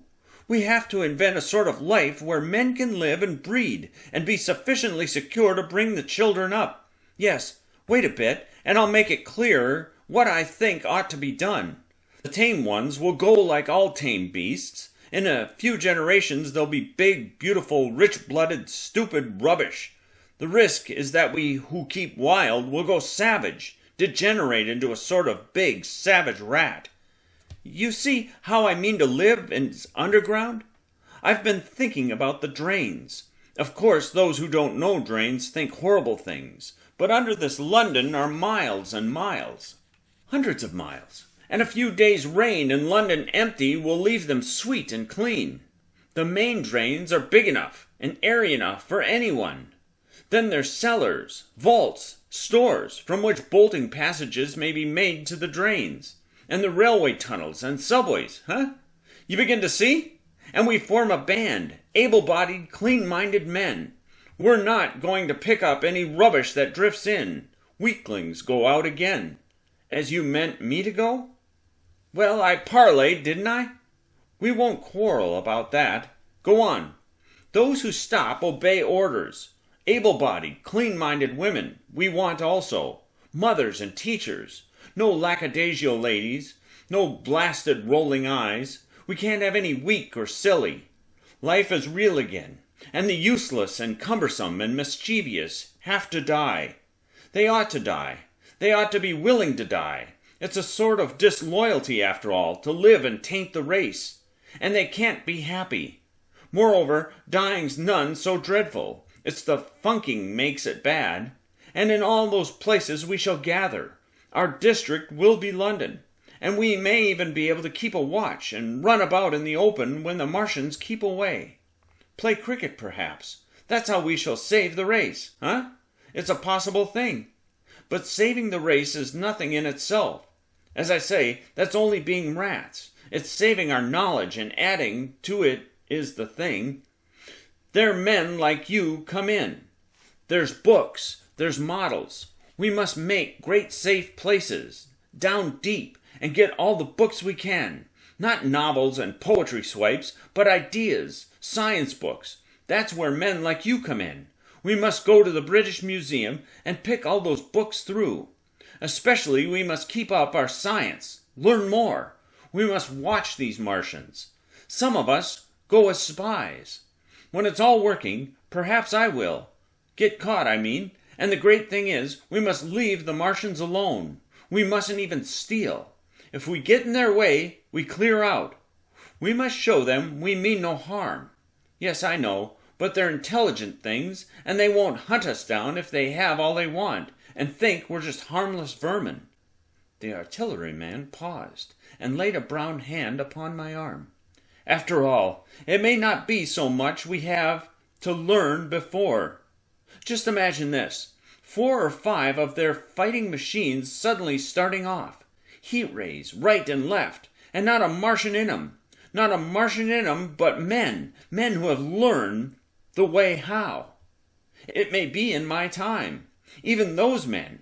Fancy having one of them lovely things with its heat ray wide and free. Fancy having it in control! What would it matter if you smashed to smithereens at the end of the run, after a bust like that? I reckon the Martians will open up their beautiful eyes. Can you see them, man? Can't you see them hurrying, puffing and blowing and hooting to their other mechanical affairs? Something out of gear in every case. And swish, bang, rattle, swish, just as they are fumbling over it, swish comes the heat ray, and behold, man has come back to his own. For a while, the imaginative daring of the artilleryman and the tone of his assurance and courage he assumed completely dominated my mind. I believed unhesitatingly both in his forecast of human destiny and in the practicability of his astonishing scheme, and the reader who thinks me susceptible and foolish must contrast his position, reading steadily with all his thoughts about his subject and mine, crouching fearfully in the bushes and listening, distracted by apprehension. We talked in this manner through the early morning time, and later crept out of the bushes, and after scanning the sky for Martians, hurried precipitately to the house on Putney Hill where he had made his lair. It was the coal cellar of the place, and when I saw the work he had spent a week upon, it was a burrow scarcely 10 yards long, which he designed to reach to the main drain on Putney Hill. I had my first inkling of the gulf between his dreams and his powers. Such a hole I could have dug in a day, but I believed in him sufficiently to work with him all that morning until past midday at his digging. We had a gardening barrow, and shot the earth we removed against the kitchen range. We refreshed ourselves with a tin of mock turtle soup and wine from the neighboring pantry. I found a curious relief from the aching strangeness of the world in the steady labor. As we worked, I turned his project over in my mind, and presently objections and doubts began to arise. But I worked there all the morning, so glad was I to find myself with a purpose again. After working an hour, I began to speculate on the distance one had to go before the cloaca was reached, the chances we had of missing it altogether. My immediate trouble was why we should dig this long tunnel when it was possible to get into the drain at once down one of the manholes and work back to the house. It seemed to me, too, that the house was inconveniently chosen and required a needless length of tunnel. And just as I was beginning to face these things, the artilleryman stopped digging and looked at me. "We're working well," he said. He put down his spade. "Let us knock off a bit," he said. "I think it's time we reconnoitered from the roof of the house." I was for going on, and after a little hesitation he resumed his spade, and then suddenly I was struck by a thought. I stopped, and so did he at once. "Why were you walking about the common," I said, "instead of being here?" "Taking the air," he said. "I wasn't coming back. It's safer by night." "But the work?" "Oh, one can always work," he said, and in a flash I saw the man plain. He hesitated, holding his spade. "We ought to reconnoitre now," he said, "because if any come near they may hear the spades and drop upon us unawares." I was no longer disposed to object. We went together to the roof and stood on a ladder peeping out of the roof door. No Martians were to be seen, and we ventured out on the tiles and slipped down under shelter of the parapet. From this position a shrubbery hid the great portion of Putney, but we could see the river below, a bubbly mass of redweed, and the low parts of Lambeth flooded in red. The red creepers swarmed up the trees about the old palace, and their branches stretched gaunt and dead, and set with shriveled leaves, from amid its clusters. It was strange how entirely dependent both these things were upon flowing water for their propagation. About us neither had gained a footing.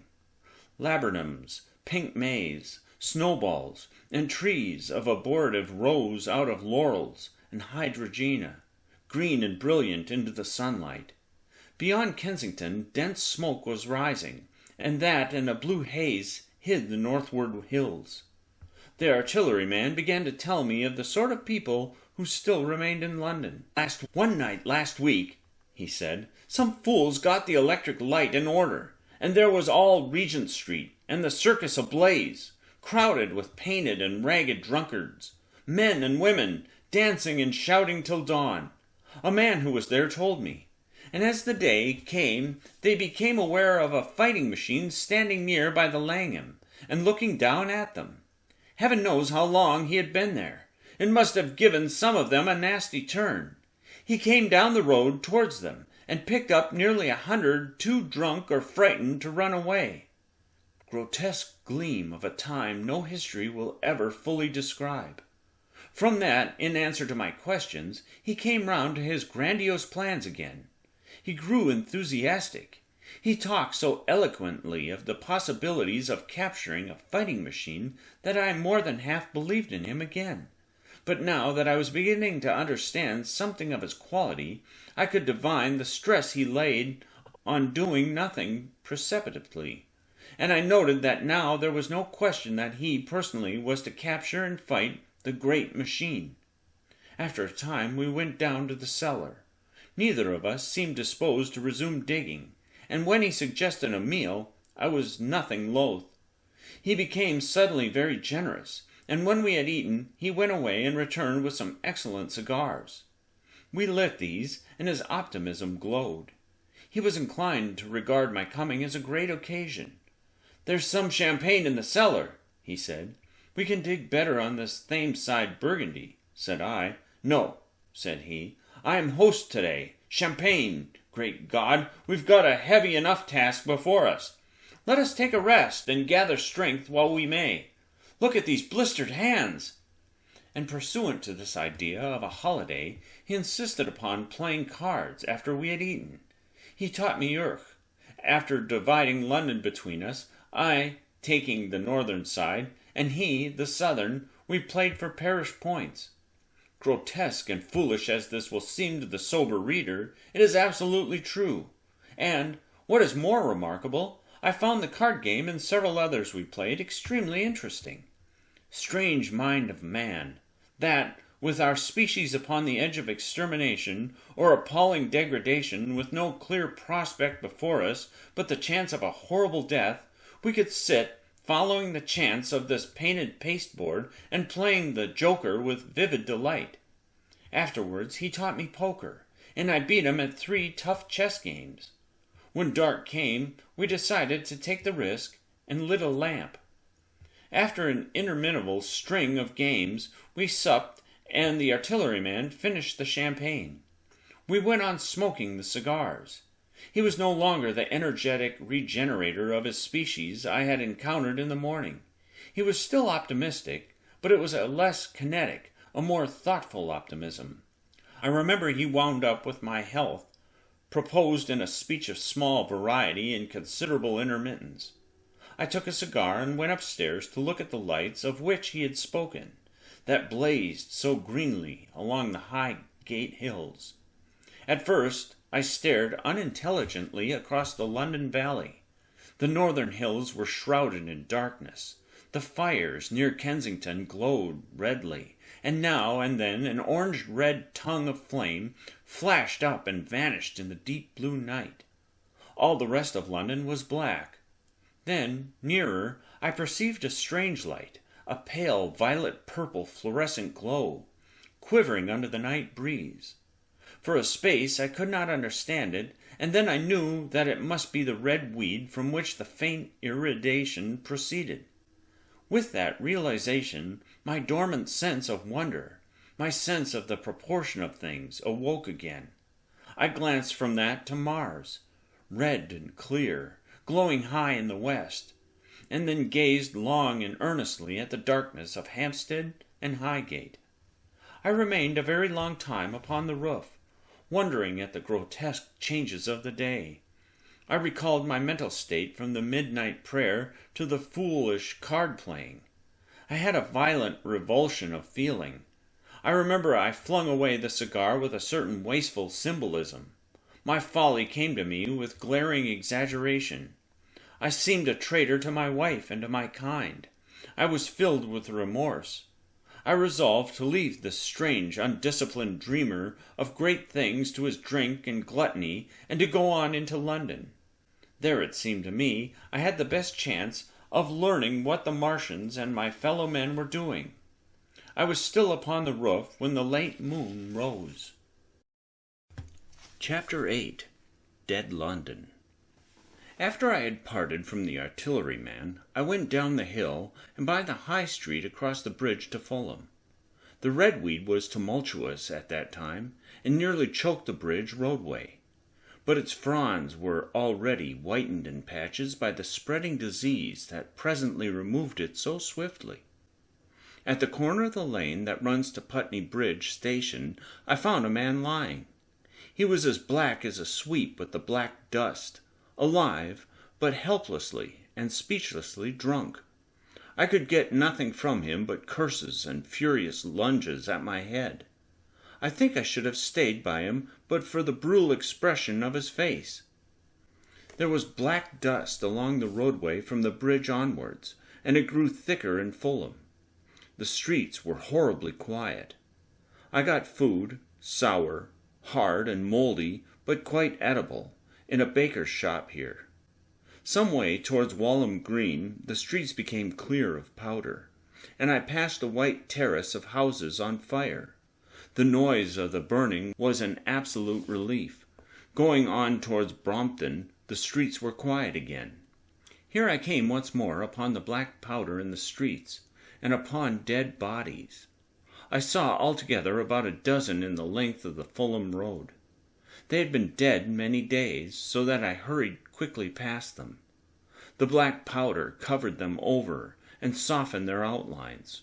One or two had been disturbed by dogs. Where there was no black powder, it was curiously like a Sunday in the city, with the closed shops, the houses locked up and the blinds drawn, the desertion and the stillness. In some places plunderers had been at work, but rarely at other than the provision and wine shops. A jeweller's window had been broken open in one place, but apparently the thief had been disturbed, and a number of gold chains and a watch lay scattered on the pavement. I did not trouble to touch them. Farther on was a tattered woman in a heap on a doorstep.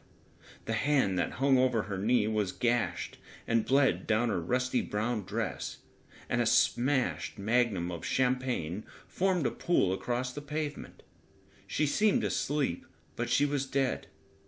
The farther I penetrated into London, the profounder grew the stillness. But it was not so much the stillness of death, it was the stillness of suspense, of expectation. At any time the destruction that had already singed the northwestern borders of the metropolis and had annihilated Ealing and Kilburn might strike among these houses and leave them smoking ruins. It was a city condemned and derelict. In South Kensington the streets were clear of dead and of black powder. It was near South Kensington that I first heard the howling. It crept almost imperceptibly upon my senses.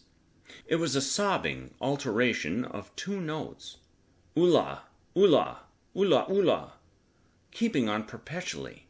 When I passed streets that ran northward, it grew in volume, and houses and buildings seemed to deaden and cut it off again.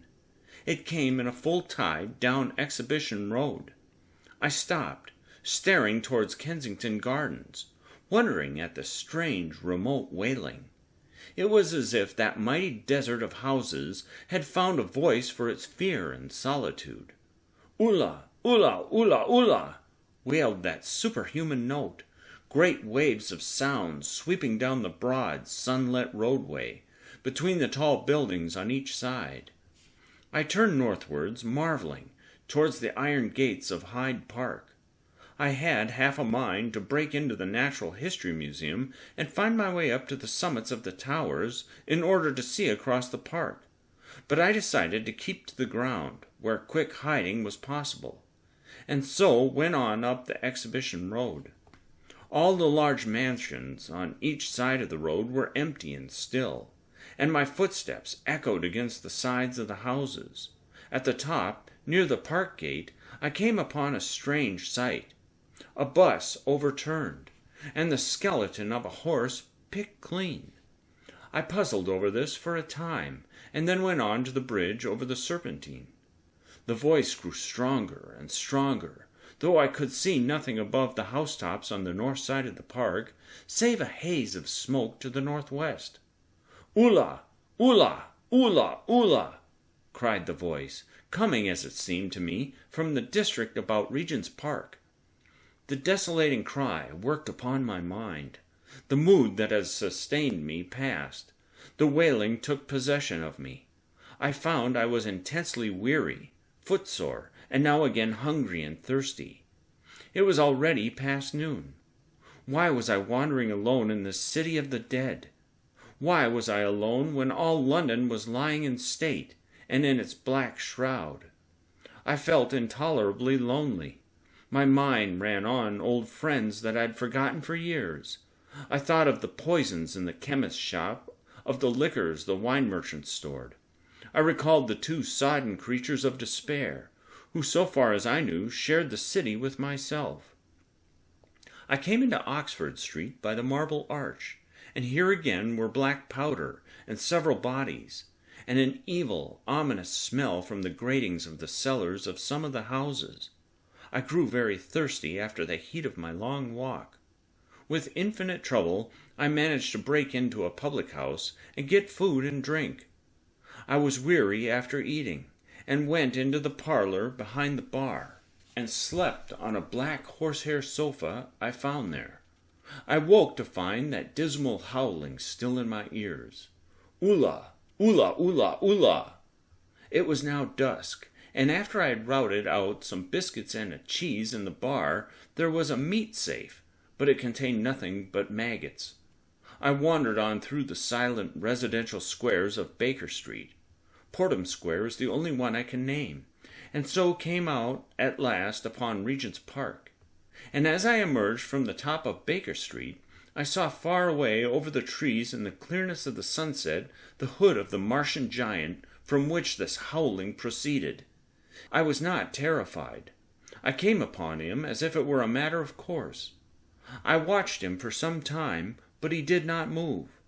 He appeared to be standing and yelling for no reason that I could discover. I tried to formulate a plan of action. That perpetual sound of "Ulla! Ulla! Ulla! Ulla!" confused my mind. Perhaps I was too tired to be very fearful. Certainly I was more curious to know the reason of this monotonous crying than afraid. I turned back away from the park and struck into Park Road, intending to skirt the park. Went along under the shelter of the terraces and got a view of this stationary, howling Martian from the direction of St. John's Wood.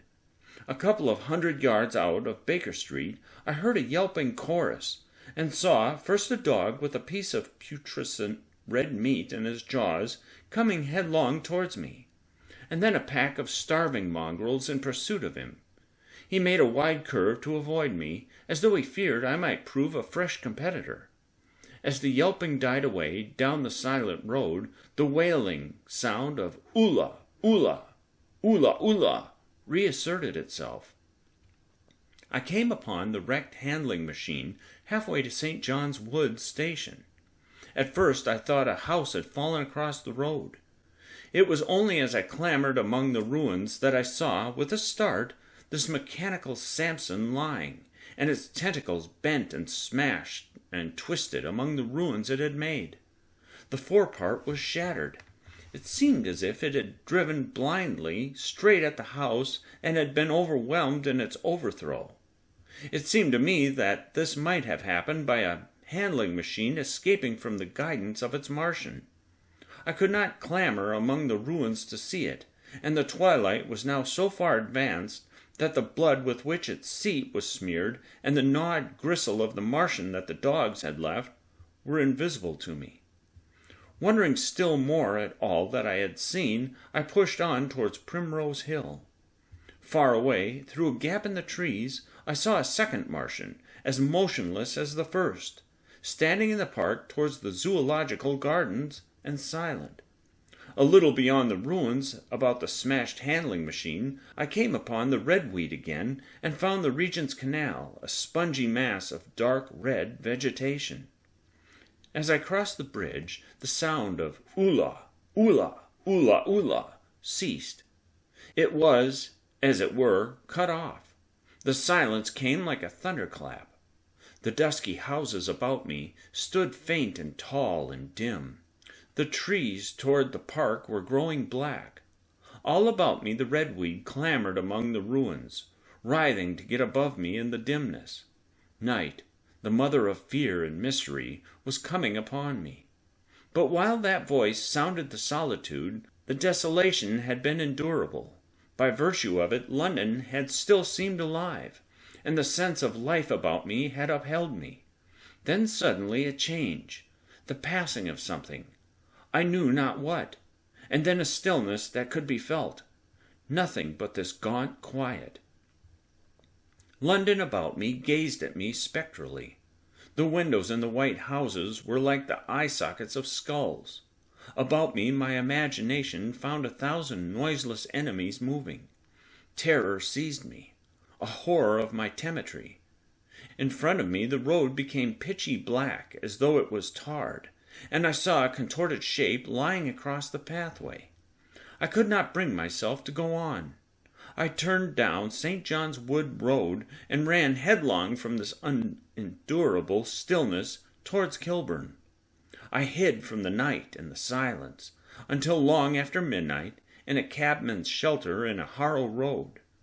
But before the dawn my courage returned, and while the stars were still in the sky, I turned once more towards Regent's Park. I missed my way among the streets, and presently saw down a long avenue, in the half-light of the early dawn, the curve of Primrose Hill. On the summit, towering up to the fading stars, was a third Martian, erect and motionless like the others. An insane resolve possessed me. I would die and end it, and I would save myself even the trouble of killing myself. I marched on recklessly towards this Titan, and then as I drew nearer and the light grew, I saw that a multitude of black birds was circling and clustering about the hood. At that my heart gave a bound, and I began running along the road. I hurried through the redweed that choked St. Edmund's Terrace. I waded breast high across a torrent of water that was rushing down from the waterworks towards the Albert Road, and emerged upon the grass before the rising of the sun. Great mounds had been heaped about the crest of the hill, making a huge redoubt of it. It was the final and largest place the Martians had made, and from behind these heaps there rose a thin smoke against the sky. Against the skyline an eager dog ran and disappeared. The thought that had flashed into my mind grew real, grew credible. I felt no fear, only a wild, trembling exultation as I ran up the hill towards the motionless monster. Out of the hood hung lank shreds of brown, at which the hungry birds pecked and tore. In another moment I had scrambled up the earthen rampart and stood upon its crest, and the interior of the redoubt was below me. A mighty space it was, with gigantic machines here and there within it, huge mounds of material in strange shelter places, and scattered about it, some in their overturned war machines, some in the now rigid handling machines, and a dozen of them stark and silent, and laden in a row, were the Martians dead, slain by the putrefactive and disease bacteria against which their systems were unprepared, slain as the redweed was being slain after all man's devices had failed, by the humblest things that God in his wisdom had put upon this earth. For so it had come about, as indeed I and many men might have foreseen had not terror and disaster blinded our minds. These germs of disease have taken toll of humanity since the beginning of things, taken toll of our pre-human ancestors since life began here.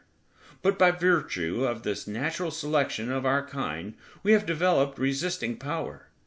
To no germs do we succumb without a struggle, and to many, those that cause putrefaction in a dead matter, for instance, our living frames are altogether immune. But there are no bacteria in Mars, and directly these invaders arrived, Directly they drank and fed, our microscopic allies began to work their overthrow. Already, when I watched them, they were irrevocably doomed, dying and rotting, even as they went to and fro. It was inevitable. By the toll of 1 billion deaths, man has bought his birthright of the earth, and it is his against all comers. It would still be his were the Martians 10 times as mighty as they are, for neither do men live nor die in vain.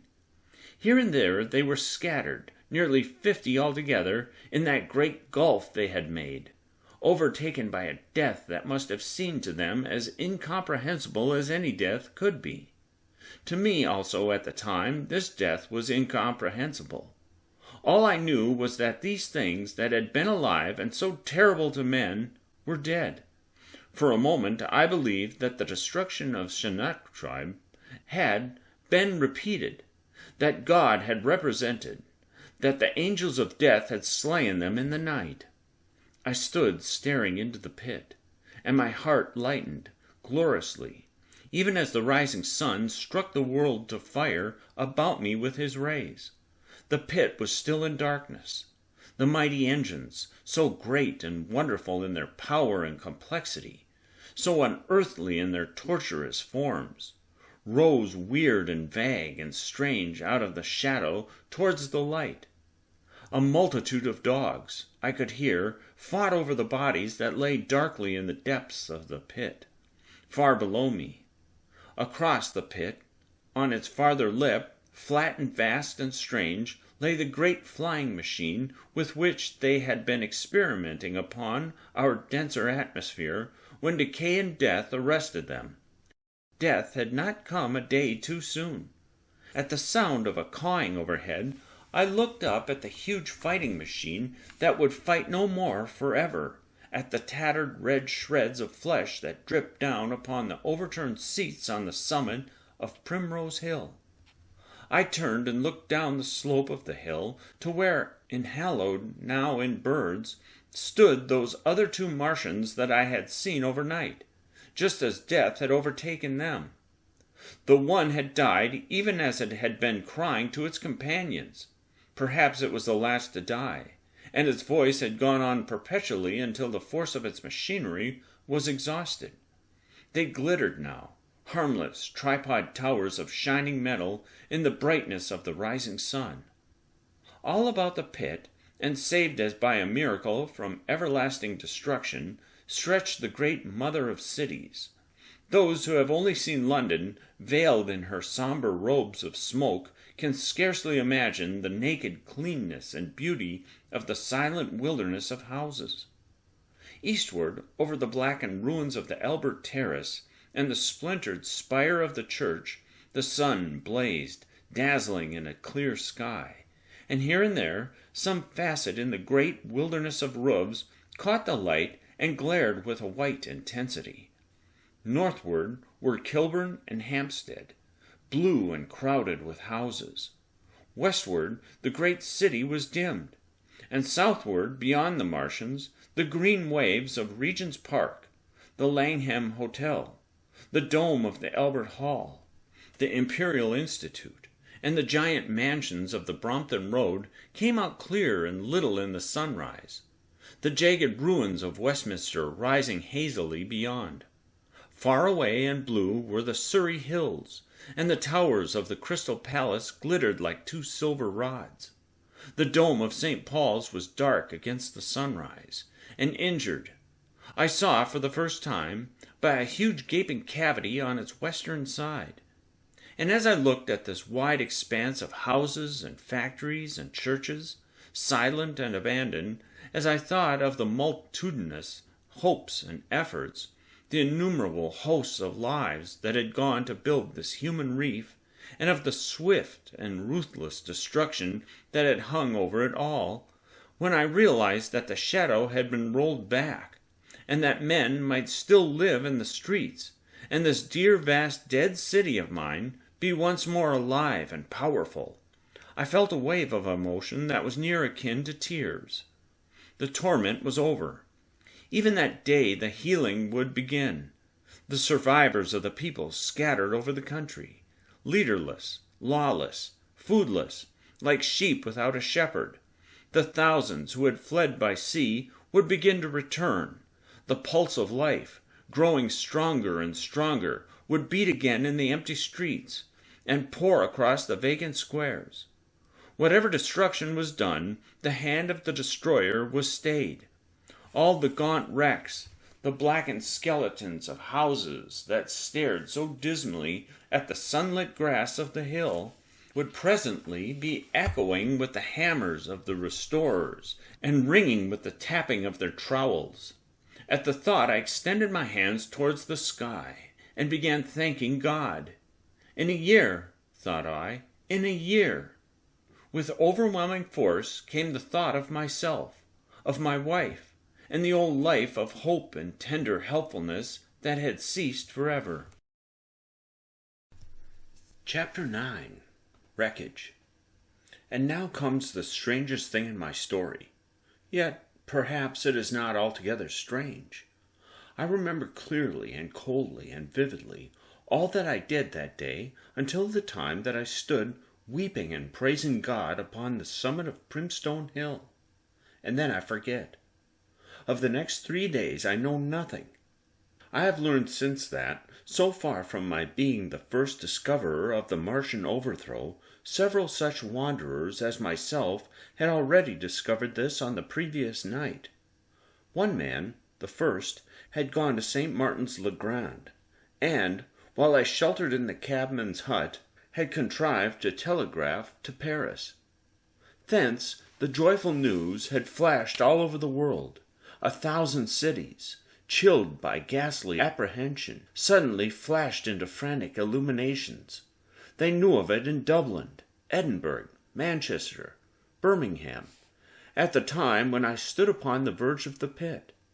Already men, weeping with joy, as I have heard, shouting and staying their work to shake hands and shout, were making up trains, even as near as Crewe, to descend upon London. The church bells that had ceased a fortnight since suddenly caught the news, until all England was bell-ringing. Men on cycles, lean-faced, unkempt, scorched along every country lane, shouting of unhoped deliverance, shouting to gaunt, staring figures of despair. And for the food! Across the Channel, across the Irish Sea, across the Atlantic, corn, bread, and meat were tearing to our relief. All the shipping in the world seemed going Londonward in those days. But of all this I have no memory. I drifted, a demented man. I found myself in a house of kindly people, who had found me on the 3rd day wandering, weeping, and raving through the streets of St. John's Wood. They have told me since that I was singing some inane doggerel about the last man left alive. Hurrah! The last man left alive. Troubled as they were with their own affairs, these people, whose name, much as I would like to express my gratitude to them, I may not even give here, nevertheless cumbered themselves with me, sheltered me, and protected me from myself. Apparently they had learned something of my story from me during the days of my lapse. Very gently, when my mind was assured again, did they break to me what they had learned of the fate of Leatherhead. 2 days after I was imprisoned, it had been destroyed, with every soul in it, by a Martian. He had swept it out of existence, as it seemed, without any provocation, as a boy might crush an ant-hill in the mere wantonness of power. I was a lonely man, and they were very kind to me. I was a lonely man and a sad one, and they bore with me. I remained with them 4 days after my recovery. All that time I felt a growing craving to look once more on whatever remained of the little life that seemed so happy and bright in my past. It was a mere hopeless desire to feast upon my misery. They dissuaded me. They did all they could to divert me from this morbidity. But at last I could resist the impulse no longer, and, promising faithfully to return to them, and parting, as I will confess, from these 4-day friends with tears, I went out again into the streets that had lately been so dark and strange and empty. Already they were busy with returning people. In places even there were shops open, and I saw a drinking fountain running water. I remember how mockingly bright the day seemed as I went back on my melancholy pilgrimage to the little house of Woking. How busy the streets and vivid the moving life about me. So many people were abroad everywhere, busied in 1,000 activities, that it seemed incredible that any great proportion of the population could have been slain. But then I noticed how yellow were the skins of the people I met, how shaggy the hair of the men, how large and bright their eyes, and that every other man still wore his dirty rags. Their faces seemed all with one of two expressions, a leaping exultation and energy, or a grim resolution. Save for the expression of the faces, London seemed a city of tramps. The vestries were indiscriminately distributing bread sent us by the French government. The ribs of the few horses showed dismally. Haggard special constables with white badges stood at the corners of every street.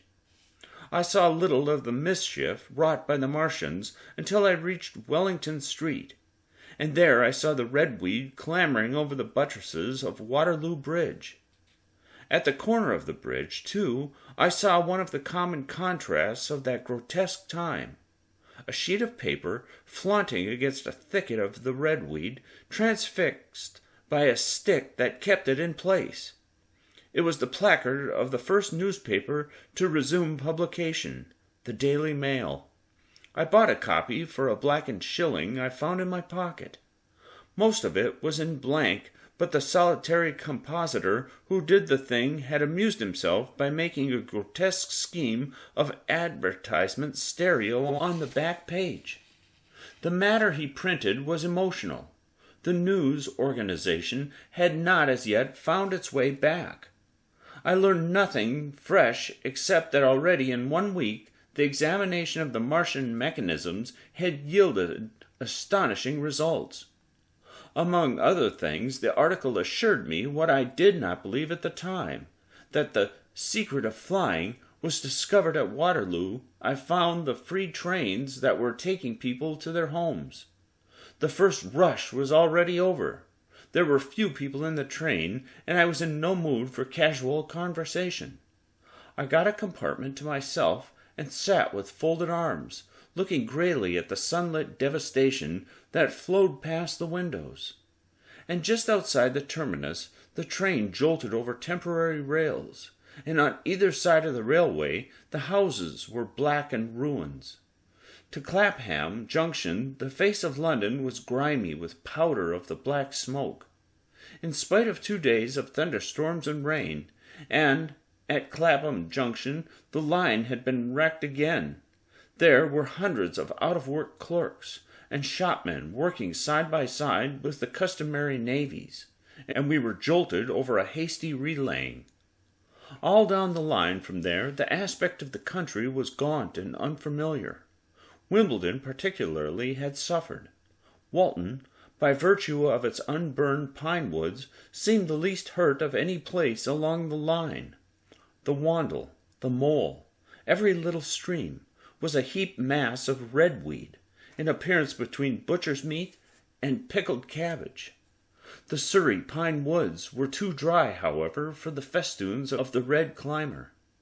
Beyond Wimbledon, within sight of the line, in certain nursery grounds, were the heaped masses of earth about the 6th cylinder. A number of people were standing about it, and some sappers were busy in the midst of it. Over it flaunted a Union Jack, flapping cheerfully in the morning breeze. The nursery grounds were everywhere crimson with the weed, a wide expanse of livid color, cut with purple shadows, and very painful to the eye. One's gaze went with infinite relief from the scorched grays and sullen reds of the foreground to the blue-green softness of the eastward hills. The line on the London side of Woking Station was still undergoing repair, so I descended at Byfleet Station and took the road to Maybury, past the place where I and the artilleryman had talked to the hussars, and on by the spot where the Martian had appeared to me in the thunderstorm. Here, moved by my curiosity, I turned aside to find, among a tangle of red fronds, the warped and broken dog-cart, with the whitened bones of the horse scattered and gnawed. For a time I stood regarding these vestiges. Then I returned through the pine wood, neck high with redweed here and there, to find the landlord of the spotted dog had already found burial, and so came home past the College Arms. A man standing at an open cottage door greeted me by name as I passed. I looked at my house with a quick flash of hope that faded immediately. The door had been forced. It was unfastened, and was opening slowly as I approached. It slammed again. The curtains of my study fluttered out of the open window from which I and the artilleryman had watched the dawn. No one had closed it since. The smashed bushes were just as I had left them nearly 4 weeks ago. I stumbled into the hall, and the house felt empty. The stair carpet was ruffled and discolored where I had crouched, soaked to the skin from the thunderstorm the night of the catastrophe. Our muddy footsteps, I saw, still went up the stairs. I followed them to my study, and found, lying on my writing table still, with the selenite paperweight upon it, the sheet of work I had left on the afternoon of the opening of the cylinder. For a space I stood reading over my abandoned arguments. It was a paper of the probable developments of moral ideas with the development of the civilizing process, and the last sentence was the opening of a prophecy. In about 200 years, I had written, we may expect... The sentence ended abruptly. I remembered my inability to fix my mind that morning, scarcely a month gone by, and how I had broken off to get my daily chronicle from the newsboy. I remembered how I went down to the garden gate as he came along, and how I had insisted to his odd story of men from Mars. I came down and went into the dining room. There were the mutton and the bread, both far gone now in decay, and a beer bottle overturned, just as I and the artilleryman had left them. My home was desolate. I perceived the folly of the faint hope I had cherished so long. And then a strange thing occurred. "It is no use," said a voice. "The house is deserted. No one has been here these 10 days. Do not stay here to torment yourself. No one escaped but you." I was startled. Had I spoken my thought aloud? I turned, and the French window was open behind me. I made a step to it, and stood looking out. And there, amazed and afraid, even as I stood amazed and afraid, were my cousin and my wife. My wife, white and tearless. She gave a faint cry. "I came," she said. "I knew. She put her hand to her throat, swayed. I made a step forward, and caught her in my arms. Chapter 10. The Epilogue. I cannot but regret, now that I am concluding my story, how little I am able to contribute to the discussion of the many debatable questions which are still unsettled. In one respect, I shall certainly provoke criticism. My particular province is speculative philosophy. My knowledge of comparative physiology is confined to a book or two, but it seems to me that Carver's suggestions as to the reason of the rapid death of the Martians is so probable as to be regarded almost as a proven conclusion. I have assumed that in the body of my narrative. At any rate, in all the bodies of the Martians that were examined after the war, no bacteria except those already known as terrestrial species were found. That they did not bury any of their dead, and the reckless slaughter they perpetrated point also to an entire ignorance of the putrefactive process. But probable as this seems, it is by no means a proven conclusion. Neither is the composition of the black smoke known, which the Martians used with such deadly effect, and the generator of the heat rays remains a puzzle. The terrible disasters at the Ealing and South Kensington laboratories have disinclined analysts for further investigations upon the latter. Spectrum analysis of the black powder points unmistakably to the presence of an unknown element with a brilliant group of 3 lines in the green, and it is possible that it combines with argon to form a compound which acts at once with deadly effect upon some constituent in the blood. But such unproven speculations will scarcely be of interest to the general reader, to whom this story is addressed. None of the brown scum that drifted down the Thames after the destruction of Shepperton was examined at the time, and now none is forthcoming. The results of an anatomical examination of the Martians, so far as the prowling dogs had left such an examination possible, I had already given. But everyone is familiar with the magnificent and almost complete specimen in spirits at the Natural History Museum, and the countless drawings that have been made from it, and beyond that the interest of their physiology and structure is purely scientific. A question of graver and universal interest is the possibility of another attack from the Martians. I do not think that nearly enough attention is being given to this aspect of the matter. At present, the planet Mars is in conjunction, but with every return to opposition, I, for one, anticipate a renewal of their adventure. In any case, we should be prepared. It seems to me that it should be possible to define the position of the gun from which the shots are discharged, to keep a sustained watch upon this part of the planet, and to anticipate the arrival of the next attack. In that case, the cylinder might be destroyed with dynamite or artillery before it was sufficiently cool for the Martians to emerge, or they might be butchered by means of guns so soon as the screw opened. It seems to me that they have lost a vast advantage in the failure of their first surprise. Possibly they see it the same light. Lessing has advanced excellent reasons for supposing that the Martians have actually succeeded in effecting a landing on the planet Venus. 7 months ago now, Venus and Mars were in alignment with the Sun. That is to say, Mars was in opposition from the point of view of an observer on Venus. Subsequently, a peculiar luminous and sinuous marking appeared on the unilluminated half of the inner planet, and almost simultaneously a faint dark mark of a similar sinuous character was detected upon a photograph of the Martian disk. One needs to see the drawings of these appearances in order to appreciate fully their remarkable resemblance and character. At any rate, whether we expect another invasion or not, our views of the human future must be greatly modified by these events. We have learned now that we cannot regard this planet as being fenced in and a secure abiding place for man. We can never anticipate the unseen good or evil that may come upon us suddenly out of space. It may be that in the larger design of the universe, this invasion from Mars is not without its ultimate benefit for men. It has robbed us of that serene confidence in the future, which is the most fruitful source of decadence.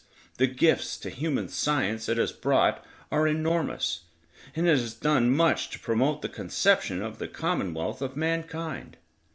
It may be that across the immensity of space the Martians have watched the fate of these pioneers of theirs and learned their lesson, and that on the planet Venus they have found a secure settlement. Be that as it may, for many years yet there will certainly be no relaxation of the eager scrutiny of the Martian disk, and those fiery darts of the sky, the shooting stars, will bring with them as they fall an unavoidable apprehension to all the sons of men. The broadening of men's views that has resulted can scarcely be exaggerated. Before the cylinder fell, there was a general persuasion that through all the deep of space no life existed beyond the petty surface of our minute sphere. Now we see further. If the Martians can reach Venus, there is no reason to suppose that the thing is impossible for men.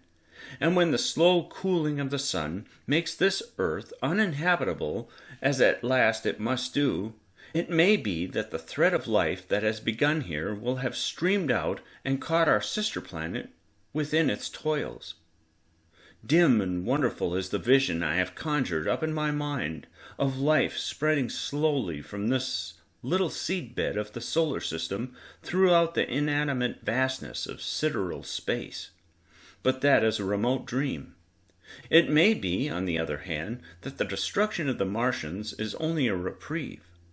To them, and not to us, perhaps, is the future ordained. I must confess the stress and danger of the time have left an abiding sense of doubt and insecurity in my mind. I sit in my study writing by lamplight, and suddenly I see again the healing valley below set with withering flames, and feel the house behind and about me empty and desolate. I go out in the Byfleet Road, and vehicles pass me, a butcher boy in a cart, a cabful of visitors, a workman on a bicycle, children going to school, and suddenly they become vague and unreal, and I hurry again with the artilleryman through the hot, brooding silence. Of a night I see the black powder darkening the silent streets, and the contorted bodies shrouded in that layer. They rise upon me tattered and dog-bitten. They gibber and grow fiercer, paler, uglier, mad distortions of humanity at last, and I wake, cold and wretched, in the darkness of the night. I go to London and see the busy multitudes in Fleet Street and the Strand, and it comes across my mind that they are but the ghosts of the past, haunting the streets that I have seen silent and wretched, going to and fro, phantasms in a dead city, the mockery of life in a galvanized body. And strange, too, it is to stand on Primrose Hill, as I did but a day before writing this last chapter, to see the great province of houses, dim and blue through the haze of the smoke and mist, vanishing at last into the vague lower sky, to see the people walking to and fro among the flower beds on the hill, to see the sightseers about the Martian machine that stand there still, to hear the tumult of playing children, and to recall the time when I saw it all bright and clear-cut, hard and silent, under the dawn of that last great day. And strangest of all is it to hold my wife's hand again, and to think that I have counted her, and that she has counted me, among the dead. The end. Thank you for listening to The War of the Worlds by H.G. Wells. This was Book 2, The Earth Under the Martians. Feel free to leave us a comment. We would love to hear from you. And like and subscribe to our channel. Until next time.